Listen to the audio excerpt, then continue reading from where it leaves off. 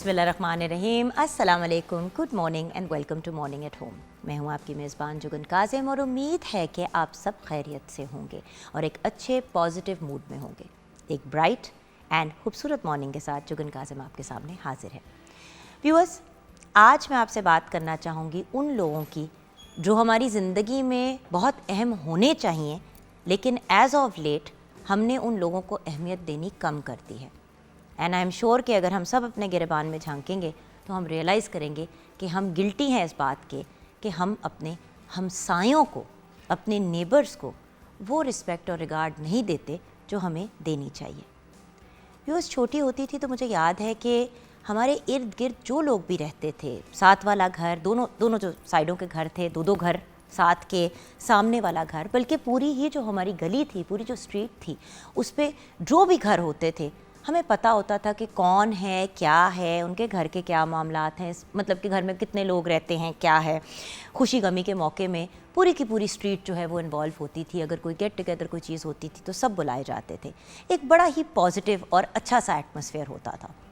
जैसे जैसे मैं बड़ी हुई, वक्त गुजरा, मैंने नोटिस किया कि हम जनरली जो है लोग बहुत ज़्यादा अपने आप में रहना शुरू हो गए। अब देखें, अगर रिलीजियस पॉइंट ऑफ व्यू से देखें तो हमसायों के हुकूक को कोई नहीं डिनाई कर सकता। हमारे हमसायों के हमारे ऊपर हुकूक हैं, उनके हमारे ऊपर राइट्स हैं और उन राइट्स को हमें पूरा करना चाहिए। देखें, अगर आपके घर के साथ कोई शख्स रहता है, यानी कि ये दीवार है और ये आपके हमसाए हैं और इस साइड पे आप रह रहे हैं और फिर यहाँ आपकी दीवार है और उस साइड पे भी हमसाए रह रहे हैं, तो कम से कम साथ वाले जो वो तो कहते हैं ना, साथ वाले घर में जो लोग रहते हैं उनको जानना कितनी एक इम्पॉर्टेंट बात है। देखिए, अगर आप एक पॉजिटिव और एक हैप्पी एटमॉस्फेयर अपने घरों में, अपने फैमिलीज़ में, अपने इर्द गिर्द चाहते हैं तो अपने इर्द गिर्द के लोगों का भी ख्याल रखना ज़रूरी है। हम अपनी मैं में से ही निकल नहीं पाते और ये एक बहुत बड़ी ट्रेजेडी है हमारी सोसाइटी की। व्यूअर्स, हमसाए हमारा वो सपोर्ट सिस्टम है कि अगर हम उनको सही तरीके से अप्रिशिएट करें और सही तरीके से उनके साथ अपना ताल्लुक़ लेके चलें तो हम एक बहुत सुकून की, बहुत कंफर्टेबल ज़िंदगी गुजार सकते हैं। देखिए, सुख दुख में हम हमेशा कहते हैं कि हर किसी को एक दूसरे का साथ देना चाहिए। तो सुख दुख में जो लोग बिल्कुल आपके साथ रहते हैं, आपके इर्द गिर्द रहते हैं, उनका ख्याल रखना कितना इम्पोर्टेंट है। छोटी छोटी चीज़ें हैं व्यूअर्स जो हम कर सकते हैं, जिससे हम कम से कम कुछ हद तक अपने हमसायों के हुकूक पूरे कर सकते हैं। घर में कोई मज़े की चीज़ बन रही है, ज़्यादा मिकदार में बनाई है, थोड़ा सा अमाउंट दोनों नेबर्स को अपने भिजवा दें, सामने वालों को भिजवा दें। कोई ख़त्म होता है, कोई इस किस्म का मामला होता है, कोई घर में मिलाद होती है, उनको इनवाइट ज़रूर करें। खुशी गमी के मौके में उनको ख़बर ज़रूर दें कि वो भी उसमें इन्वॉल्व हों। ये छोटी छोटी चीज़ें होती हैं व्यूअर्स। अगर कोई हमसाया तकलीफ़ में है, किसी प्रॉब्लम में है, आपको पता चला है कि वो किसी टफ़ टाइम से गुज़र रहे हैं, तो जताए बगैर जाके उनको हेल्प आउट करना, उनकी सपोर्ट करना, जिस भी तरीके से उनके काम आ सकते हैं आ जाना।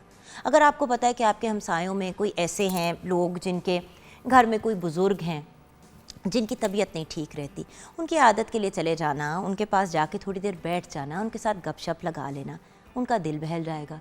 उसी तरह अगर हमसायों में बच्चे हैं और वो बच्चे जो हैं किसी वजह से मतलब ट्यूशन नहीं पढ़ सकते या उनकी तालीम वगैरह में आप किसी तरीके से हेल्प कर सकते हैं, तो अपने घर में ही बुला के अपने बच्चों के साथ ही उनको पढ़ा देना, उनको खिला देना, साथ में एंटरटेन कर लेना। देन अगेन एक और बहुत इम्पॉर्टेंट चीज़ कि अगर आपको पता है कि नेबर्स में कोई इशू है तो आप कारपूल का सिस्टम भी स्टार्ट कर सकते हैं कि आप अगर जा रहे हैं अपने बच्चों को स्कूल लेके तो हमसायों के बच्चों को भी साथ स्कूल ले जाएं, अगर उनका स्कूल आसपास है या उसी स्कूल में पढ़ते हैं।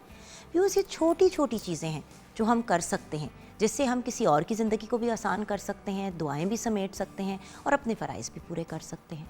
हमसायों में अगर किसी की बच्ची की शादी है या कोई ऐसा इवेंट या फंक्शन है, आपको पता है कि वो फाइनेंशियली इतने स्टेबल नहीं है, तो आप अपना हिस्सा डाल सकते हैं।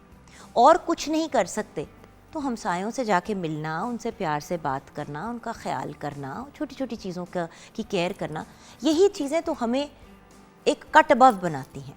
और व्यूअर्स, ये तो बहुत बेसिक चीज़ें हैं। ये मैं वो चीज़ें नहीं बता रही जो आपने आउट ऑफ द बॉक्स या आउट ऑफ द ऑर्डिनरी करनी है। ये चीज़ें बहुत आम होती थी। कोई एक मसला पड़ता था नेबरहुड में तो सारे हमसाए मिल के उस मसले को सॉल्व करते थे। मुझे याद है कि मैं छोटी होती थी तो मेरा जो डॉग था वो गुम गया। अच्छा, मैं बहुत अपसेट थी। मैं बाहर निकल के आवाज़ें लगाऊं, ढूंढूं, तो हमसायों के ऑब्वियसली इक्का दुक्का लोग बाहर निकले। उन्होंने कहा क्या हुआ बेटा? मैंने कहा मेरा डॉग गुम गया। तो उन्होंने कहा क्यों, क्या हुआ? मैंने कहा वो बाहर भाग गया। हमसायों ने ही फिर डॉग को ढूंढा मेरे। तो बात ये है कि व्यूअर्स क्यों, क्योंकि एक लाड होता है ना, सबके बच्चे सांझे होते हैं, और स्पेशली जो बच्चे आपके सामने बड़े हो रहे होते हैं वो तो आपकी फैमिली का हिस्सा बन जाते हैं। और मैं आपको एक बात बताऊं व्यूअर्स, मेरे एक साइड पे जो नेबर्स थे उनकी नवीला आंटी, उनका बेटा था फरहान का एक लौता ही बच्चा था और वो फरहान ही था। तो फरहान के साथ मेरा भाई असद और मैं खेलते कूदते हुए बड़े हुए, और लिटरली हर ओकेजन पे हम लोग साथ होते थे, हर ओकेजन पे हम लोग साथ खेलते थे। अच्छा, फरहान के साथ जो नेबर थे उसका नाम उमर था, तो हमारा सारा ना एक ग्रुप था बच्चों का जो मिलके क्रिकेट खेलते थे, साथ उठते थे, बैठते थे। और सच्ची बात है, कोई किसी भी प्रॉब्लम, मुझे याद है कि जब मेरी नानी की डेथ हुई थी, अल्लाह ताला ने जन्नत नसीब करे, तो घर वाले ऑब्वियसली इतनी अफरा तफरी और टेंशन में घुमे हुए थे, और हम लोग इतने छोटे थे कि भाई को, मुझे और मेरी बहन को नेबर्स के घर भेज दिया गया। रवीला आंटी ने कहा कि भाई मेरे घर भेज दो ताकि थोड़ा सा आप आराम से जो भी चीज़ें, क्योंकि ऑब्वियसली अम्मी की मदर की डेथ थी तो वो उधर मसरूफ़ थी, वो कहाँ हमें देखती। तो वहाँ पे लिटरली 2 दिन हम वहीं पे रहे, क्योंकि मामलात कुछ ऐसे थे, जनाजा था, कुल वगैरह थे। So the thing is at the end of the day viewers, यही वो चीज़ें होती हैं जो अपनायत क्रिएट करती हैं। एंड सिंपल सी बात है, जिन लोगों के साथ इर्द गिर्द आप बड़े होते हैं उन पे आपका भरोसा भी ज़्यादा होता है, आपका ट्रस्ट फैक्टर भी ज़्यादा होता है। सो हमसायों के साथ एक अच्छा ताल्लुक़ रखना, और उनके साथ, अब तो वो वाला ज़माना हो गया कि सिर्फ जेलसी के आंसर होते हैं। अगर एक दीवार आप शेयर करते हैं तो बस लड़ाइयाँ और झगड़े ही होते रहते हैं। प्लीज़ व्यूअर्स, लड़ाइयों, झगड़े, नेगेटिविटी, इन चीज़ों से बाहर निकलें, आपस में मिल के पॉजिटिव अंदाज में चलें। ये वक्त होते थे जब सिर्फ एक टीवी हुआ करता था, पूरे के पूरे मतलब सारे घरों के अंदर एक टेलीविज़न होता था, और सारे जिसके घर में टीवी होता था वहाँ पे जाके देखते थे। किसी एक बंदे के घर में एसी होता था तो शाम को सारे पहुँच जाते थे कि भाई वो एसी चलाते हैं तो हम ठंडे कमरे में बैठ जाएंगे। अब तो अल्लाह माफ़ी दे, आई एम सॉरी व्यूअर्स, कोई इंसान मर भी रहा होता है तो लोग मुड़ के नहीं पूछते, बल्कि बस वीडियोज़ बना रहे होते हैं और फुटेज बना रहे होते हैं कि उनका सोशल मीडिया चल जाए। तो व्यूअर्स, ये सोशल मीडिया और ये चीज़ें हमारी आखिरत को बेहतर नहीं बनाएंगे। जो चीज़ें हमारी आखिरत को बेहतर बनाएंगी वो है एक दूसरे का ख्याल, एक दूसरे का लिहाज करना। जब मैं आपको कहती हूँ कि अपना ख्याल रखें और अपने साथ साथ दूसरों का भी ख्याल रखें, तो वो दूसरे सिर्फ हमारे डायरेक्ट रिलेटिव्स नहीं होते, हमारे हमसाए भी एक तरह से हमारे रिश्तेदार ही हैं। आफ्टर ऑल, अगर उनको हकूक़ दिए गए हैं और हम पे फ़राइज़ डाले गए हैं जो हमने अपने हमसायों के पूरे करने हैं, तो किसी वजह से, किसी लॉजिक से दिए गए हैं ना। सो इन ताल्लुकात को, इन रिलेशंस को इतना हल्का नहीं लेना चाहिए और इनको अप्रिशिएट करना चाहिए। तो आइए बढ़ते हैं आगे उस शख्सियत की तरफ जो बहुत ही प्यारी पर्सनालिटी खुद भी हैं और हमेशा अच्छी अच्छी बातें करती हैं। आई एम श्योर कि नेबर से रिलेटेड कोई ना कोई बड़ी प्यारी बात ये भी शेयर करेंगी। 042992000648 पे आप कॉल कर सकते हैं। मॉर्निंग एट होम हमारा फेसबुक का पेज है। शेफ़ तैयबा अल्ताफ़ खान हमारे साथ हैं। अस्सलाम वालेकुम। वालेकुम सलाम, कैसी हैं जुगन आप? बिल्कुल ठीक ठाक। हमसायों की बात हो रही थी तो 2-3 दफ़ा ना मैंने आपके चेहरे पे मुस्कुराहट देखी, आपने बड़े प्यारी सी एक स्माइल दी कि जैसे आपको कोई बात याद आई। जी बिल्कुल, जो हमारा चाइल्डहुड था उसमें तो गैदरिंग्स होती थी, बच्चे मिलके खेलते थे, इवन कि ये रिस्ट्रिक्शंस नहीं होती थी जो आजकल हम अपने बच्चों पे अप्लाई करते हैं। क्यों? क्योंकि ट्रस्ट लेवल्स बहुत कम हो गए, और मैं समझती हूँ ये ट्रस्ट लेवल इसलिए कम हुआ है कि हम मिलते नहीं हैं, हम घर से बाहर नहीं निकलते, हम दूसरों के घर नहीं जाते। जब तक हम जाएंगे ये नहीं, देखें chef Tayyaba, you're a mother, I am a mother, मुझे एक बात बताएं, 24 घंटे हम अपने बच्चों को एंटरटेन नहीं कर सकते। जब छोटे होते थे तो हम, लोग कहते हैं ना बच्चे पल ही जाते हैं, नहीं जी पल नहीं जाते, मिल के आपके साथ लोग पलवाते हैं उन बच्चों को। जैसे कि मैंने एक इंसिडेंट शेयर किया, 1000 मौके होते हैं कि भाई आप बिजी हैं, आपके पास नहीं है टाइम, आपने कह दिया फ़ोन करके कि यार मैं बच्चे भेज रही हूँ, प्लीज़ आप उनको आज देख लो। कभी किसी हमसायों ने आपको फ़ोन कर दिया कि यार मैं आपकी तरफ भेज रही हूँ। किसी की अम्मी की नहीं तबीयत ठीक, किसी ने फ़ोन कर दिया कि भाई मैं दफ्तर पे हूँ, अम्मी की तबीयत नहीं ठीक, आप ज़रा जाके चेक कर लेंगे। ये चीज़ें बहुत मैटर करती हैं।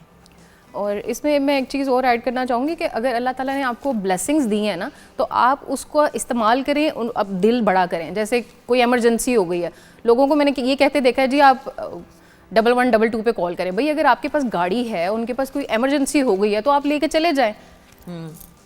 आपके दिल के अंदर दर्द होना चाहिए ना, इसीलिए तो कहा गया है कि हमारा फोकस सिर्फ शो ऑफ करने बिल्कुल ऐसे ही है, हमारा फोकस सिर्फ शो ऑफ करने पे होता है कि भाई हमसायों को अपनी नई गाड़ी दिखा दें, अगर नया मियाँ ने कोई सेट लेके दिया है, ज्वेलरी लेके दिया है, तो वो जाके शो ऑफ करें। भाई इतना प्यारा माहौल हुआ करता था। हमारे जहाँ पे मैं रहती हूँ वहाँ पे अक्सर जो लेडीज़ है ना वो शाम को ना नेबर्स की साथ जमा हो जाती हैं और वॉक करती हैं। गप की गप लग जाती है, हालचाल भी पता चल जाता है, साथ साथ वो अपना वो कर रही होती है। तो ये बहुत सी, मैं जब ये देखती हूँ तो मुझे बड़ी खुशी होती है कि अभी भी कुछ हद तक ये वाला एलिमेंट है जी। लेकिन और बाय द वे गाँव देहातों में तो बहुत ज़्यादा इस चीज़ की रिस्पेक्ट की जाती है। तो आई थिंक जो बहुत अच्छी और पॉजिटिव चीज़ें हैं हमारे गांव देहातों की, हमारे बड़ों की, पुराने वक्तों की, उनको हमें आगे लेके चलना चाहिए। बिल्कुल। तो आज हम किचन में क्या बना रहे हैं? आज हम बना रहे हैं चिकन चंगेज़ी। और जब आप ये बनाएंगे घर पे तो थोड़ा एक्स्ट्रा बनाएंगे और अपने हमसायों को ज़रूर बिल्कुल, ज़रूर भेजेंगे। व्यूअर्स, इसकी रेसिपी और इंग्रेडिएंट्स मैं आपसे शेयर करती हूँ। चिकन चंगेज़ी के लिए मुर्ग का गोश्त 1 किलो, ग्रेवी के लिए तेल हस्बे ज़रूरत, प्याज 2 से 3 अदद, काजू 1/4 कप, नमक हस्बे ज़ायका, अदरक लहसुन पेस्ट 1 खाने का चम्मच, टोमेटो प्यूरी 1 कप, सुर्ख मिर्च पाउडर 1.5 खाने का चम्मच, कश्मीरी मिर्च आधा खाने का चम्मच, गरम मसाला पाउडर 1 चाय का चम्मच, धनिया पाउडर 1 चाय का चम्मच, हल्दी आधा चाय का चम्मच, दूध 1 कप। मैरिनेशन के लिए नमक हस्बे ज़ायका, सुर्ख मिर्च पाउडर 1 चाय का चम्मच, लीमू का रस 1 खाने का चम्मच, अदरक लहसुन पेस्ट 1 खाने का चम्मच और दही 1 कप। इसके 2-3 स्टेप्स हैं जो आप फॉलो करेंगे तो बड़ी इजीली आप इसको बना लेंगे। सबसे पहले तो हमने चिकन जो है उसको मैरिनेट कर दिया दही, सुर्ख मिर्च, नमक, अदरक लहसुन की पेस्ट के साथ, और इसको अगर आप ओवरनाइट रखें तो बहुत ही ज़बरदस्त इसका फ्लेवर आएगा। सेकंड, आपने क्या तैयारी करके रखनी है कि ये जो चिकन है इसके पीसेस को दही में से निकाल के आप थोड़ा सा पैन में जो है फ्राइंग पैन में ऑयल लें, और इसको हमने अच्छा सा कलर देना है दोनों साइड से। कलर दे के हम इसको बाहर निकाल लेंगे। और उसके बाद जो है सेकंड स्टेप ये है कि हमने एक पॉट के अंदर प्याज लेना है, उसको हम फ्राई करके काजू के साथ जो है ना उसको बाहर निकाल के काजू के साथ हम उसको ब्लेंड कर लेंगे। अगर ब्लेंड नहीं हो रहा तो थोड़ा सा आप उसमें दूध या पानी का इस्तेमाल कर सकते हैं। इसको भी ब्लेंड करके रख लें। थर्ड, हम ये करेंगे कि एक और पॉट में हमने जो है वो ऑयल लेना है, उसमें हम अदरक लहसुन की पेस्ट डालेंगे और जो हमने चिकन फ्राई किया था वो हम उसमें ऐड कर देंगे। साथ हम टोमेटो प्यूरी ऐड करेंगे, और जो आपने चिकन जिस दही के अंदर मैरिनेट किया है वो दही भी, क्योंकि उसमें भी मसाला जात हैं, वो बहुत अच्छा सा फ्लेवर भी आ जाएगा उसके अंदर, हम वो दही भी उसके अंदर शामिल कर देंगे। जब पानी हमारा ड्राई हो जाएगा, चिकन अच्छे से कुक हो जाएगा, हम उसकी भुनाई करेंगे और साथ में जो है हम उसमें उस टाइम पे ऐड करेंगे, और स्टोव आपने बंद करके उसमें दूध ऐड करना है। तो दूध से जो है इसका एक बड़ा अच्छा सा फ्लेवर आएगा और आपको ये डिफरेंट इसी दूध की वजह से जो है वो लगेगी रेसिपी। और एंड में जो है हम इसमें थोड़ी सी कसूरी मेथी ऐड करेंगे, और इसको जो है आप कलवंजी नान, गार्लिक नान, किसी नान के साथ भी जो है वो सर्व करें, आपको बहुत पसंद आएगी रेसिपी। अब ये देखें ना, इस तरह की डिशेस कभी कभी इंसान बनाता है, बड़ी मज़े की, बड़ी डिफरेंट सी, यूनिक सी। तो जब आप इस किस्म की मज़े की और डिफरेंट और यूनिक रेसिपीज़ तैयार करते हैं व्यूअर्स, तो उसके साथ थोड़ा सा अगर एक्स्ट्रा बना लेंगे, अपने नेबर्स को दे देंगे, तो मतलब एक वही वाली बात है ना, एक प्यारी सी एक पॉजिटिविटी का आंसर होता है। खैर, नेबर्स पे तो हम बात करते रहते हैं अपने शो पे अक्सर। अब ब्रेक के बाद क्या होने वाला है व्यूअर्स, आजकल ये बहुत बड़ा एक सवाल है कि मीठे में क्या इस्तेमाल करना चाहिए। वैसे तो हम हमेशा कहते हैं कि फल का इस्तेमाल करें, फल सबसे बेहतरीन मीठा है, लेकिन अगर फल के अलावा घर में जैसे ऑब्वियसली बंदे का दिल चाहता है कि कभी हलवा बना ले, कभी कोई डिज़र्ट बना ले, व्हाटएवर, बहुत से लोगों ने इस्तेमाल करना शुरू कर दिया स्टीविया प्लांट को, विच इज़ शुगर फ्री का एक ऑप्शन होता है। पहले दूसरे होते थे, अब स्टीविया प्लांट को यूज़ किया जाता है और बहुत सी कंपनीज जो हैं उसको बना रही हैं डिफरेंट नामों के अंडर। अच्छा, एक तो ये हो गया शुगर फ्री के ऑप्शन में। उसके अलावा सफ़ेद चीनी, जो सफ़ेद चीनी के शौकीन है वो वाइट शुगर ही यूज़ करते हैं। अच्छा, फिर एक ज़माने में ब्राउन शुगर भी आई, फिर पता चला कि ब्राउन शुगर शायद ब्राउन सिर्फ कलर में ही होती है। फिर गुड़ भी है, शक्कर की बात करें अगर हम, गुड़ और शक्कर आ गया, फिर शहद आ गया। एक्चुअली मीठे में इस्तेमाल करने के लिए सबसे हेल्दी ऑप्शन क्या है, आज हम इस टॉपिक पे डिस्कशन करेंगे, बिकॉज ये एक बड़ी इंपॉर्टेंट एलिमेंट है। मीठे के शौकीन सारे ही होते हैं, जो नहीं भी मीठे का शौकीन होता है वो फिर भी मीठे का शौकीन होता है। और अब तो बहुत सी डिशेस ऐसी जो आ गई हैं फ्यूजन वाली, उनमें स्वीट एंड सावर फ्लेवर के लिए चीनी का इस्तेमाल किया जाता है। एक और चीज़, ये जो केचप और दूसरी चीज़ें हम इस्तेमाल करते हैं रेडीमेड सॉसेस, उनमें अक्सर चीनी की, वाइट शुगर की मिकदार बहुत ज़्यादा होती है। इसीलिए तो हम कहते हैं कि घर की होममेड चीज़ें तैयार करें, वो बेस्ट है। तो ब्रेक के बाद हम बात करेंगे कि क्या चीनी ठीक है, शक्कर ठीक है, स्टीविया ठीक है, शहद ठीक है, कौन सी चीज़ ठीक है, कितनी मिकदार में, और उसका इस्तेमाल कैसे करना चाहिए, ब्रेक के बाद।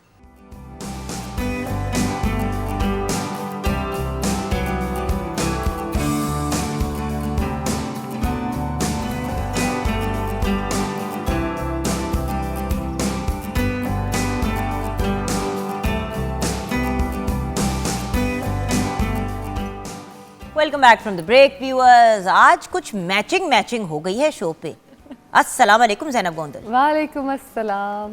आज आप एक शक्कर की पुड़िया बन के आई हैं हमारे शो पे, गुड़ की पुड़िया।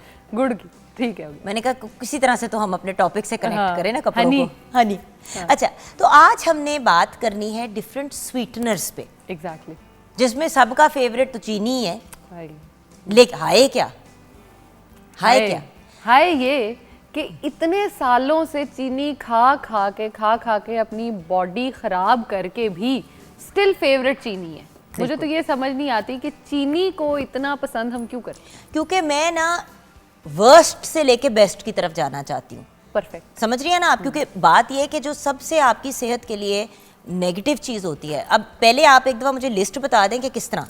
चीनी सबसे बुरी है, बिल्कुल। चीनी के बाद आप आते जो स्वीटनर्स हमें मिलते हैं मार्केट में। मैंने वैसे ब्रेक से पहले स्टीविया की बात की थी, क्योंकि देखिए स्टीविया वो प्लांट है जिससे ड्राइव करके अब सारे जो हैं वो वेरियस किस्म की अपनी स्वीटनर्स तैयार कर रहे हैं ब्रांड्स।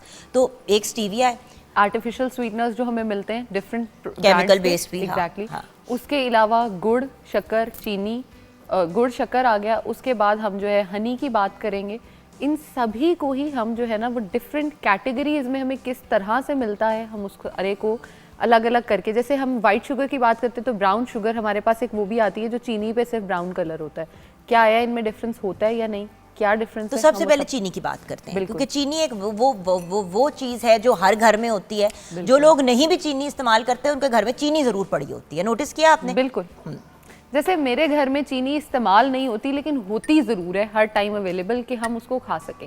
अच्छा, बहुत सारे लोग मैंने वो देखे हैं जो कहते हैं कि हम चीनी का इस्तेमाल नहीं करते, लेकिन फिर भी चीनी जो है हमारे अंदर जा रही होती है। वो किस तरह से जा रही होती है? अगर हम बेकरी प्रोडक्ट्स की बात कर लें, उन सब में चीनी है। अगर हम बात कर लें मीठे की, हर तरह के मीठे में जो है वो चीनी ये अवेलेबल होती है। हाँ, लेकिन अब आके बहुत सारी अच्छी बेकरीज़ हैं, बहुत सारे लोग ऐसे हैं जिन्होंने आप समझे एक स्वीटलेस और आपको जो है ना same sort of gulab jamun बगैर चीनी के आपको मिल जाता है। लेकिन फिर इसमें हम वही बात करते हैं कि शीरे का उस तरह से टेस्ट नहीं आ रहा। देखिए, या तो सेहत मिलती है या टेस्ट मिलता है, एक ही बात हो सकती है। बट देखे ना, नहीं, आई डिसएग्री। अगर आपने सेहत और जायके की बात करनी है तो फल से बेहतर कोई ऑप्शन नहीं। गुलाब जामुन की अगर हम नहीं, वैसे बात करें। हाँ हाँ बिल्कुल। अब बात है कि देखिए हमने ये जो कहा ना कि अब सेहत और वो दोनों चीज़ें तो नहीं साथ मिल सकती। अगर आप चीज़ों का इंतखाब सही करेंगे तो आपको जायका भी अच्छा मिल जाएगा और आपको साथ में मतलब उसके बेनिफिट्स भी मिल जाएंगे। लेकिन क्योंकि हमें शौक है मुरगन ग़िज़ाएं खाने का, हर चीज, अब चाइनीज़ खाना अगर आप देखें तो ज़्यादातर चाइनीज़ खाने में चीनी की एडिशन होती है। चीनी की ना हो तो केचप का इस्तेमाल होता है पाकिस्तान में। बिल्कुल। वहाँ पे तो नहीं इस तरह, चाइना में तो ऐसे नहीं बनता, लेकिन जो पाकिस्तानी चाइनीज़ होता है। अच्छा, जैसे चाइनीज़ भी सोचते होंगे कि क्या ही चाइनीज़ खाना है हमारा देख के, लेकिन हमें जाहिर है हमारे टेस्ट के मुताबिक अगर ना मिले तो हमें उसका मज़ा नहीं आता। बट देखिए ना, हिडन चीनी इतनी चीज़ों के अंदर होती है। केचप देख लें, 90% आपके सॉसेस के अंदर, रेडीमेड खाने बहुत से जो हम जाके पिकअप करते हैं चीनी की बेस होती है। हम तो, मैंने तो देखा है कि चिकन स्टेक्स वगैरह भी लोग जाके रेस्टोरेंट में ऑर्डर करते हैं, उसके साथ जो सॉस वो मंगवाते हैं खाने के लिए उसमें भी चीनी या कोई ना कोई चीनी वाला सॉस डाला हुआ। जैसे हनी विंग्स या हनी मस्टर्ड में हम आ रहे होते हैं, वो भी शुगर में आ रहे होते हैं। फिर हम अपने बच्चों को लंच बॉक्सेस में बहुत सारे जूसेस दे रहे होते हैं, वैसे दे रहे होते हैं, सिर्फ चीनी है। सॉफ्ट ड्रिंक्स हैं, उसमें आप चीनी की अमाउंट बहुत ज़्यादा अपनी बॉडी में डाल लेते हो। चीनी डायरेक्टली ये आपको कुछ नहीं कहती।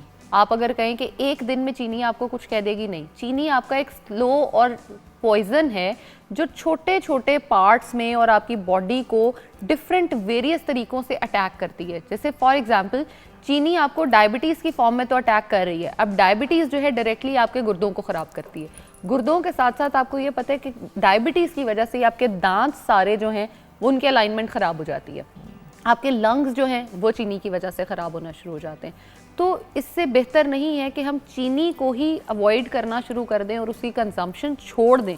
मैं ये नहीं कहती कम करें, मैं ये कहूँगी चीनी छोड़ दें, बिल्कुल छोड़ दें। भाई लोग वाइट पॉइजन बुलाते हैं। बिल्कुल। एक ड्रग है जिसका नाम है कोकेन। हाँ। लोग कहते हैं कि चीनी को छोड़ना कोकेन को छोड़ने से ज़्यादा मुश्किल है। बिल्कुल।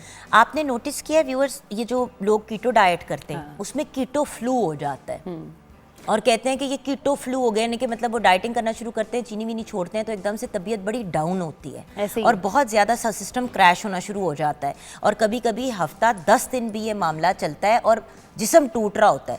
तो ये एक्चुअली उस चीनी के नशे की एडिक्शन आपके सिस्टम से निकल रही होती है। तो चीनी आपको सबसे ज़्यादा एज भी करती है। आपकी स्किन पे पिंपल्स हैं या रिंकल्स हैं, दोनों ही वाइट शुगर जो है वो कॉज कर रही होती है। अब अगर आप उसके ऊपर सिर्फ ब्राउन कलर करके उसको दे देते हैं तो सॉरी टू से वो बिल्कुल सेम है, उसमें कोई खासा फ़र्क नहीं होता।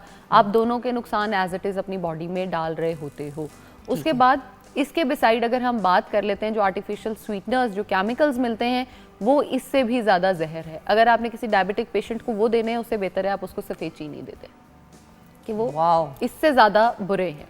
तो दैट्स बेटर कि आप नहीं, वो पर कर लो। देखो एक सेकंड, स्टीविया की हमने वो एक हाँ, नेचुरल स्टीविया प्लांट natural है, sweetener वो प्लांट है, लेकिन मेरा उस पर सवाल जरूर उठता है क्योंकि मैंने पिछले दिनों कुछ रिसर्च पढ़ी तो मैंने देखा कि पहले तो सब कहते थे कि भाई चीनी छोड़ दें, शहद छोड़ दें, शक्कर छोड़ दें, सब छोड़ स्टीविया पे आ दें, जाए। बस अब स्टीविया पे आ जाए। अगेन, स्टीविया कोई ब्रांड नहीं है व्यूअर्स, स्टीविया एक प्लांट है। हाँ, जैसे कि मुरिंगा एक सुहांजना एक एक एक एक पौधा है और फिर मुरिंगा की वेरियस कंपनीज बना रही हैं बिल्कुल। मुरिंगे को, तो उसी तरह स्टीविया जो है वो एक प्लांट है और उसके पत्ते बड़े मीठे होते हैं बिल्कुल। और उस पत्तों का वो पाउडर बनाते हैं। और ये बड़ा सस्ता सा आपको मिल जाता है। आप यार देखिए, लेकिन एक बात देखो ना, पत्ता भी अगर आपने खाना है तो कितना खाओ। अब लोग स्टीविया से अपना मीठा भी बना रहे हैं, अपनी चाय में भी डाल रहे हैं, कॉफी में भी डाल रहे हैं, मिकदार भी तो देखनी है ना यार। बिल्कुल। अच्छा, स्टीविया जो है ना, हम नेचुरल स्वीटनर कहते हैं, आप उसको यूज़ कर सकते हैं, लेकिन कितना यूज़ कर सकते हैं ये हमें कोई बंदा नहीं बताता। पहले जैसे 100% लोग कहते थे कि जी स्टीविया सेफ़ है, सेफ टू यूज़ है, आप इसे यूज़ करें, लेकिन अब 10% इसके भी साइड इफ़ेक्ट्स आने शुरू हो गए हैं। अब ये उन लोगों में है, जैसे हम कहते हैं कि बहुत सारी चीज़ों को बार बार पकाने से आप अपनी सेहत को ख़राब कर लेते हो। मैंने लोगों में ये प्रैक्टिस देखी है, वो क्या करते हैं, एक ही उसका पत्ता ख़रीद लेते हैं, उसके छोटे छोटे पीसेस करके उसको एक ही को बार बार पकाते रहते हैं, तो ये चीज़ बिल्कुल गलत है। दूसरा, आप जो वो उसका पत्ता है अगर आप उसको रख रहे हो for a very long time, तो ऑफकोर्स उसके अंदर जो ग्लूकोज और फ्रुक्टोज है, जो उसके शुगर के जो आप कह लें कि कंपाउंड्स है, वो बिल्कुल चेंज हो जाते हैं और वो आपके लिए वो भी जहर बनना शुरू हो जाता है पड़ा हुआ। आप स्टीविया अगर यूज़ करना चाहते हैं तो उसको लाके अपने घर पे लगाएं और उसको फ्रेश यूज़ करें, बजाय कि आप उसको रखा रहने दें। उसका अगले जो हैं, जो हम सेफ़र साइड पे कह रहे होते हैं कि जी गुड़ है और शहद है। पहले गुड़ और शहद के फ़ायदे बताऊं या नुकसान बताऊं, ये बताएं मुझे। यार एक तो हर चीज़ का नुकसान साथ बता के ना, क्योंकि अब गुड़ की मैं बहुत शौकीन हूँ। हाँ। अभी हम बात कर रहे थे, आज का हमारा टॉपिक भी जैसे कि आपको पता है कि हमसाए और अपने नेबर्स को बिल्कुल। अप्रिशिएट करना, उनके लिए एफर्ट करना। छोटी होती थी तो मुझे याद है कि हमारे एक नेबर्स के घर से ना उनके गांव से गुड़ आता था, उसकी खुशबू, वो एक बयाम जैसे के अंदर भेजते थे और उसके अचार भी उनके घर से आया करता था। तो इसी तरह ना वो गुड़ के ना प्रॉपर इतने इतने पीसेस बने होते थे, वो इतने मज़े के होते थे, उसमें मेवा जात भी होते थे। ये देखे ना कितना मज़े का तस्वीर भी आप देख रहे, बिल्कुल इसी तरह की, और इसी शक्ल की पिनियाँ भी हमें मिला करती थी अलसी की। गुड़ जो है उसका सबसे बड़ा फ़ायदा ये है, आपकी बॉडी में अगर कोई फूड डाइजेस्ट नहीं होता, आप गुड़ खाना शुरू कर दें, आपकी डाइजेशन बिल्कुल ठीक हो जाएगी। कैसे? उसमें ऐसी चीज़ क्या है? एक तो गुड़ बनता है शुगर केन से, यानी कि गन्ने से, राइट? हाँ, बिल्कुल। उसकी जो फॉर्मेशन है, अल्लाह ताला ने उसको डायरेक्टली ऐसे रखा हुआ है कि वो आपके एंजाइम्स ऐसे सिक्रीट कराता है बॉडी में जाके कि आपका खाना डाइजेस्ट होना शुरू हो जाता है। उसके अलावा गुड़ जो है वो आपके गले को ठीक करने में, आपकी खांसी को, नज़ले को, ज़ुकाम को ठीक करने में सबसे ज़्यादा बेनिफिशियल होता है। अगर आप डेली बेसिस पे सिर्फ कह दें कि आप गुड़ को इनकॉर्पोरेट कर लें अपनी डाइट में, तो ये आपकी कह लें कि जितनी स्मोग हमारे लाहौर में है या जितनी पोल्यूशन है, आप उससे बच सकते हो। आप अपनी जो इंटरनल इंटेस्टाइन है और लाइंस हैं, आप उसको सिर्फ गुड़ से ही साफ़ कर सकते हो। अब हम देखते हैं गुड़ के चावल होते हैं, गुड़ के मुख्तलिफ डिज़र्ट्स होते हैं, गुड़ को हम चाय में भी डाल के पीते हैं। अब चाय पे मैं जब भी बात करती हूँ ना, लोग मेरे साथ लड़ने मरने पे आ जाते हैं, क्योंकि चाय जो है ना वो एक फेवरेट टॉपिक होता है सबका और पिए बगैर गुजारा नहीं है। एग्जैक्टली। लेकिन गुड़ वैसे आपको पता है एनीमिया को ख़त्म करता है, हमारी बॉडी में ब्लड को साफ़ करता है और ब्लड की प्रोडक्शन ज़्यादा करता है। लेकिन जब हम उसको कैफ़ीन के साथ डालते हैं तो वो रिएक्ट करता है और हमारी बॉडी में से जो हमारे कह लें कि खून बनाने वाले मादे हैं उनको कम कर रहा होता है। तो इसलिए बजाय कि आप गुड़ वाली चाय पिएं, बेहतर है कि आप गुड़ अलग से खा लें और चाय अलग से पी लें, दोनों साथ उसको डिज़र्ट के तौर पे आप उसको ले लें। अच्छा, बहुत से लोग कावे के साथ ऐसा करते हैं कि मुंह में छोटा सा पीस गुड़ का रख लिया और उसके ऊपर से आपने घूंट पीने शुरू कर दिए। बिल्कुल, ये प्रैक्टिस ठीक है। ये इसलिए ठीक है क्योंकि गुड़ अलग से चला गया, वो आपकी डायरेक्टली कैफीन के साथ इंटरेक्ट नहीं हुआ, तो आपकी बॉडी के लिए सेफ एंड साउंड है। अब हम जैसे गुड़ वाले चावलों की बात करते हैं, तो ऑनेस्टली स्पीकिंग गुड़ वाले चावल आर मोर हेल्दियर देन कोई भी चावल। कैसे? गुड़ यानी कि प्लेन सफेद चावल बनाएं, उबालें, हाँ। या ब्राउन चावल उबालें, उनसे भी ये बेहतर है। कैसे? उनसे ये बेहतर है क्योंकि गुड़ जो है वो आपके खून की सफाई करने में, आपकी बॉडी में रेड ब्लड सेल्स की प्रोडक्शन बढ़ाने में, और आपका जो ग्लाइसेमिक इंडेक्स बहुत हाई चला जाता है एकदम से, गुड़ उसको भी कंट्रोल करके बिठा लेता है कि भाई तुम इतना ऊपर नहीं जाओ, नॉर्मल रहो, और ये आपके लिए इंतहाई फ़ायदेमंद होता अच्छा, है। अब ये कैसे पहचाने कि गुड़ ठीक है कि नहीं? क्योंकि मैंने यही सवाल आपसे शहद का पूछना है, बिकॉज अल्टीमेटली गुड़ तो मार्केट में मिलता है, लेकिन अब लोग कहते हैं कि वो भी ऑथेंटिक नहीं होता, तो एग्जैक्टली गुड़ के अंदर बहुत ज़्यादा चीनी मिक्स कर दी जाती है, केमिकल्स डाल देते हैं, एग्जैक्टली केमिकल्स भी आते हैं, चीनी भी सोडा आती भी है, डाल देते हैं, बहुत कुछ आता है। गुड़ को टेस्ट करने का बेहतरीन, अच्छा गुड़ और शहद दोनों की एक एक ऐसी चीज़ें बताऊंगी जो आप अपने बच्चों को भी बनाकर खिला सकते हैं। गुड़ को आप गर्म करें तो जैसे ही आप उसको देखेंगे कि वो उसकी पानी, ठंडे पानी में आप उसको डालें, अगर तो वो बहुत ज़्यादा स्टिकी हो जाए तो आप समझें कि ये गुड़ ठीक नहीं है, लेकिन अगर वो स्टिक ना करे बहुत ज़्यादा आपके हाथ के साथ, यानी कि गुड़ ठीक है। गुड़ को अच्छे से मेल्ट कर लें और उसके अंदर अपने सारे नट्स जो हैं उसको ऐड ऑन कर दें। जब अपने नट्स आप उसमें ऐड कर लेंगे, उसको एक ट्रे, बेकिंग ट्रे में या किसी ट्रे में निकाल लें, लेकिन पार्चमेंट पेपर जो है वो ज़रूर, या बटर पेपर ज़रूर रखिएगा। उसके बाद उसको छोटे छोटे पीसेस में कर लें और अपने बच्चे को सॉर्ट ऑफ कैंडीज़ जो हैं वो आप ये दे सकते हैं। अपने बच्चों को बजाय केमिकल वाली कैंडीज़ देने के, ये एक नेचुरल कैंडी है, वो आप दे सकते हो। ठीक है। अब अगर शहद की बात करूं तो शहद के बारे में ये रिसर्चेस हैं कि शहद जितना पुराना होता है ना, वो उतना आपकी बॉडी के लिए अच्छा होता चला जाता है। अच्छा। आपकी गट हेल्थ को ये बहुत इम्प्रूव करता है और हेल्दी बनाता जाता है। बहुत सारे लोग कहते हैं हम शहद नहीं खा पाते, शहद हमसे नहीं खाया जाता। शहद खाने के लिए आप एक बॉटल खरीदें, थोड़ी बड़ी खरीद लें, उसके अंदर हाफ से थोड़ा सा कम शहद डालें, उसके अंदर अपने सारे नट्स डाल दें जो भी आपको खाने पसंद है, बादाम, अखरोट, काजू, पिस्ते, उसके अंदर ज़ाफ़रान डालें थोड़ा सा और उसको अच्छे से मिक्स कर लें। अब इस बॉटल अपनी को स्टोर कर लें और डेली बेसिस पे उसमें से जो है ना वो निकाल कर खाएं। मेरी ये गारंटी है कि पूरी सर्दियाँ आप बीमार नहीं होंगे अगर आप ये खा रहे हैं। ज़ाफ़रान, शहद और आपके नट्स बहुत हेल्दी ऑप्शन है। अब शहद में ऐसा होता क्या है, आपको ये पता है कि इजिप्ट में से जब निकाले गए वो इहराम मिस्र जिसको हम बोलते हैं, उसमें से जो शहद के ड्रम्स देखे गए, उन शहद में जो हज़ारों साल पहले से पड़ा हुआ था, उसमें इतना हेल्दी बैक्टीरिया था कि उन्होंने जिसने वो खाया, जितनी उसके जिस्म में बीमारियां थी सब ठीक हो गई। Are you serious? यस। इस पे इतनी रिसर्च की गई कि उसमें ऐसा क्या है, that was the purest form जो स्टोर हुआ था वहाँ पर। अब शहद की मक्खी का एक, आप ये समझें, वो जितनी भी गंदगी होती है वो सारी बाहर छोड़ती है और फिर अपना शहद बनाती है। वो बिल्कुल प्योर होता है और आपकी जितनी भी थ्रोट है आपका उसको साफ़ रखता है, गले को ठीक रखता है, आपको हेल्दी रखने में जो है ना वो बड़ा हेल्पफुल होता है।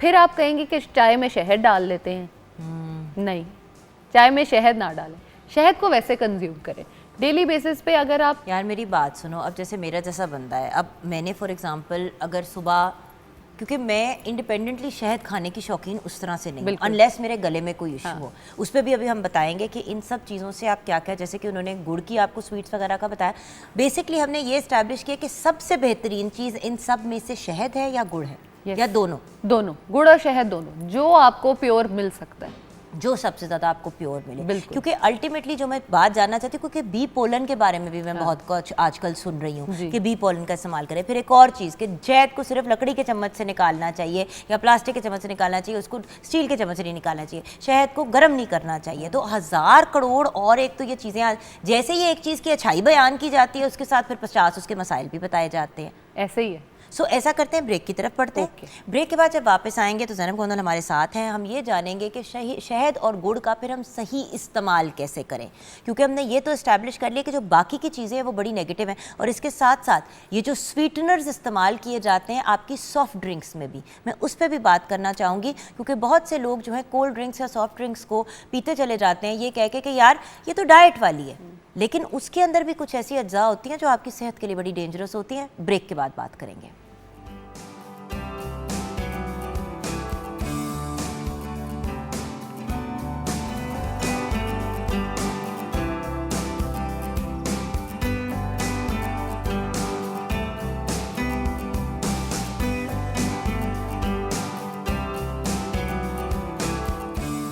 अभी मैं वेलकम बैक व्यूअर्स बात कर रही थी ज़ैनब गोंदल से और हम यही डिस्कस कर रहे थे। मैंने कहा बी पोलन, तो मुझे बड़ी प्यारी बात कही ज़ैनब ने। उसने कहा भाई पहले शहद का तो इस्तेमाल इंसानों की तरह कर लेना, फिर बी पोलन की भी बात कर लेंगे। बात बिल्कुल, मैंने कहा अच्छी बात कही है, ऑनर कहनी चाहिए कि अल्टीमेटली वही वाली बात है। अभी हम, अगर आपने अभी अभी ट्यून इन किया है, तो हम शहद, शक्कर, मीठी चीज़ों की बात कर रहे थे, वो चीज़ें जो हम चीज़ों को मीठा करने के लिए इस्तेमाल करते हैं। बिल्कुल। अब चाहे शहद हो, शक्कर हो, चीनी हो, कोई भी चीज़ हो, आपने फलों को, फ्रूट चाट्स को, उनका बेड़ा गर्क नहीं करना उनके अंदर चीज़ें डाल डाल के, प्लीज़। वो ऑलरेडी नेचुरली, जो नेचुरली मीठी चीज़ है, प्लीज़ उसको ऑल्टर ना किया करें। बिल्कुल। ये मैं बार बार इसलिए कह रही हूँ क्योंकि बहुत से लोग जो हैं जूस निकालेंगे, उसमें चीनी डाल देंगे, कोई चीज़ करते हैं। अच्छा, मैं किसी के घर गई, ग्रेप फ्रूट का जूस किसी ने दिया, मैंने एक कतरा, अव्वल तो मुझे उससे एलर्जी है, मैंने सिप ली, तो मैंने कहा ये तो ग्रेप फ्रूट का जूस है। मैंने कहा ये इतना मीठा क्यों है? कहती ओ हम इसमें चीनी भी डालते हैं, हम इसमें फ्रांस सिरप भी डालते हैं, तो उससे ना फिर ये मीठा हो जाता है। तो उसको फिर पीने का फायदा क्या? वही तो पॉइंट है मेरा। फिर ग्रेप फ्रूट ना पिए, उसका जूस ना पिए, फिर कोई भी पानी में- कॉकटेल आप कहीं से मंगवा के पी लें, वो तो क्या, फिर क्या फर्क पड़ता है? अच्छा, जब हम फायदों की बात करते हैं ना, तो हमें ये ज़रूर देखना चाहिए कि हम किस चीज़ के बारे में जो है ना वो कंसर्न है और हम किस चीज़ के बारे में बात कर रहे हैं। बहुत सारे लोगों का ये प्रॉब्लम होता है कि उनको लगता है कि हर चीज़ में चीनी, शहद, नमक डाले बगैर हम उसका टेस्ट नहीं ले सकते, लेकिन अगर हम उसका टेस्ट नेचुरली इंजॉय करें, स्पेशली फ्रूट्स का, तो वो सबसे बेहतरीन होता है। अगर हम बात करते हैं कि हमने अपना जो शहद है उसको अपनी चाय में डालना है या उसको किस तरह से कंज्यूम कर सकते हैं, जैसे आप कह रही हैं कि भाई हम उसको रॉ फॉर्म में यूज़ नहीं कर सकते। एक तो वो हो गया कि नट्स को अपने उसके अंदर डाल के रख लें और डेली बेसिस पे जब अपने नट्स खाएंगे तो वो शहद के साथ अच्छे रिजल्ट्स आपको देंगे। दूसरी चीज़, अगर आपको कॉन्स्टिपेशन रहती है बहुत ज़्यादा, वैसे तो शहद अकेला भी उसके लिए बहुत यूज़फुल होता है, नहीं आप खा सकते हैं अकेला शहद, तो आप उसके अंदर लहसुन को छीलें, उसके जो छोटे आप जवे कह सकते हैं उसको छोटा स्लाइस करके शहद के अंदर स्टोर करके रख दें। 1 महीने के बाद आप उसको निकालें, 1 महीना उसको फर्मेंट होने दें। 1 महीने के बाद आप उसको निकालें, तो अगर आप उसको डेली बेसिस पे यूज़ करना शुरू करते हैं तो आपकी कॉन्स्टिपेशन जो है वो जड़ से ख़त्म हो सकती है। आपको 10 साल से भी अगर कॉन्स्टिपेशन है ना, तो भी आप उसको ठीक कर सकते हो। दूसरी चीज़, शहद को गर्म पानी में मिक्स करके अगर आप लेते हो for sake of weight loss, तो उससे वेट लॉस होता भी है और नहीं भी। दोनों रीजंस बता देती हूँ। होता इसलिए है क्योंकि शहद में ये प्रॉपर्टीज होती हैं कि वो आपके वजन को कम कर सकती नहीं, है। लेकिन गरम करके शहद लेना चाहिए कि नहीं? क्योंकि अगर शहद गरम करके नहीं लेना, तो जिस तरह हनी विंग्स बनाते हैं तो उसमें भी उसका सॉस आप हीट करके यूज़ करते हैं। 90% चीज़ों में शहद गरम करके इस्तेमाल किया जाता है। आप मुझे ये बताएं, हमारी प्रैक्टिस ठीक कौन सी है? सिर्फ शहद की नहीं, कोई भी प्रैक्टिस अगर देखें तो हमारी ठीक कौन सी है? बात तो सच है, लेकिन बात है रुसवाई की। हाँ। लेकिन शहद को अगर हम हनी विंग्स पे इसलिए खा रहे हैं कि हम शहद के बेनिफिट्स ले सकें, तो सॉरी टू से उसमें शहद के फ़ायदे नहीं आ सकते। शहद का एक पॉइंट है, अगर आप उसको फॉर एग्जांपल हमारे पास जब जून जुलाई का मौसम आता है, उस टाइम पे भी अगर आप उसको बहुत ज़्यादा बाहर रखेंगे तो आप देखेंगे कि वो जमना शुरू हो जाता है, वो ख़राब होना, मतलब उसकी वो जो डिफर्मेंटेशन होती है वो शुरू हो जाती है और वो हमारे लिए अच्छी नहीं होती।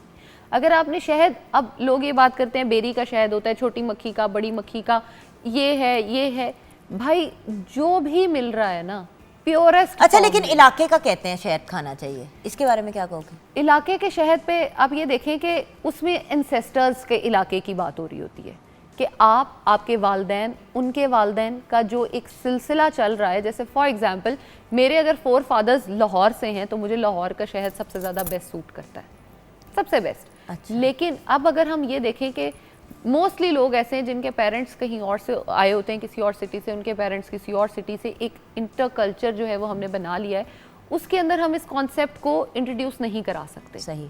क्योंकि अब शहद भी जो है वो डिफरेंट इलाकों से इकट्ठा करके ला के, लाहौर में फॉर एग्जांपल, तो वो अलग से दे दिया जाता है, तो हम उसको भी इस तरह से क्लासिफाई नहीं कर सकते। लेकिन अगर हमने शहद को खाना है तो बेस्ट वे, अच्छा वेट लॉस के लिए हमने करना है, 1 चम्मच शहद में ऑलमोस्ट, जो छोटी चम्मच होती है, 63 to 70 कैलोरीज होती हैं। That's a lot of calories. इतना तो एक पूरे किन्नू के अंदर होता है या अमरूद के अंदर होता है, यानी कि आप बिल्कुल, अब अगर पूरा चम्मच शहद का खाना है, यस, तो उसकी जगह आप एक पूरा फ्रूट खा सकते हैं। बिल्कुल। और शहद का एक पूरा चम्मच खा के आप ये सोचेंगे कि ये तो मैंने कुछ भी नहीं खाया। नहीं, दिल इतना मीठा हो जाता वो है। तो होता एक है। होता है मुंह मीठा होना, एक होता है दिल मीठा हो जाता है कि मतलब बस हो जाती है, बस हो जाती है। ऐसे ही है। तो आप जब भी रखें, नेचुरल स्वीटनर्स की तरफ अगर हम बात करते हैं तो आप सर्दियों में फॉर एग्जांपल, क्या मीठा हमारे जिस्म की ज़रूरत है? Yes. मैं ये क्लियर करना चाह रही हूँ क्योंकि देखिए वाहिद चीज़ है जिसके बारे में कोई भी नहीं कहता कि भाई मीठे की तो आपको ज़रूरत हो। जैसे कि फ़ैट डाइटिंग में आपने कम करना होता है, लेकिन फ़ैट का टोटल नहीं आपने ज़ीरो करना क्योंकि उससे आपके मसाइल हो जाएंगे। उसी तरह जैसे कि अगर आपने कार्बोहाइड्रेट्स ले रहे हैं तो कार्बोहाइड्रेट्स भी आपको ज़रूरी है क्योंकि उनमें फाइबर भी होता है, जैसे कि फल सब्जियाँ हो गई। 65% हमें कार्ब्स चाहिए। क्या मीठे की हमारे जिस्म को ज़रूरत है? एज इन क्या ये हमारी बॉडी की नीड है? यस है? हाँ, मीठा हमारी बॉडी की नीड है, लेकिन कौन सा मीठा है? फ्रूट्स, आपकी रोटी जो आपका आटा आता है ना, उसमें भी चीनी होती है नेचुरली। अल्लाह ताला ने वो आपकी बॉडी में जाके वीट ब्रेक डाउन होता है तो आपको जो है ना, यानी कि जो हमें मीठा चाहिए वो हमें नेचुरल चीज़ों में मिल मिल जाता है, जाता है। जैसे कि आटे में हो गया, वीट में हो गया, आपकी फलों में हो गया, सब्जियों में भी मीठा खजूर होता में है। हो गया, इंजीर में हो गया, आपकी किशमिश में हो गया। आप वो मीठे खाएं। हम वो मीठे खाते नहीं। हमने कौन से मीठे खाने? ब्राउनीज खानी है हमने, जो है वो बेक्ड आइटम्स और जिसके अंदर यीस्ट भी बहुत ज़्यादा, चीनी भी बहुत ज़्यादा।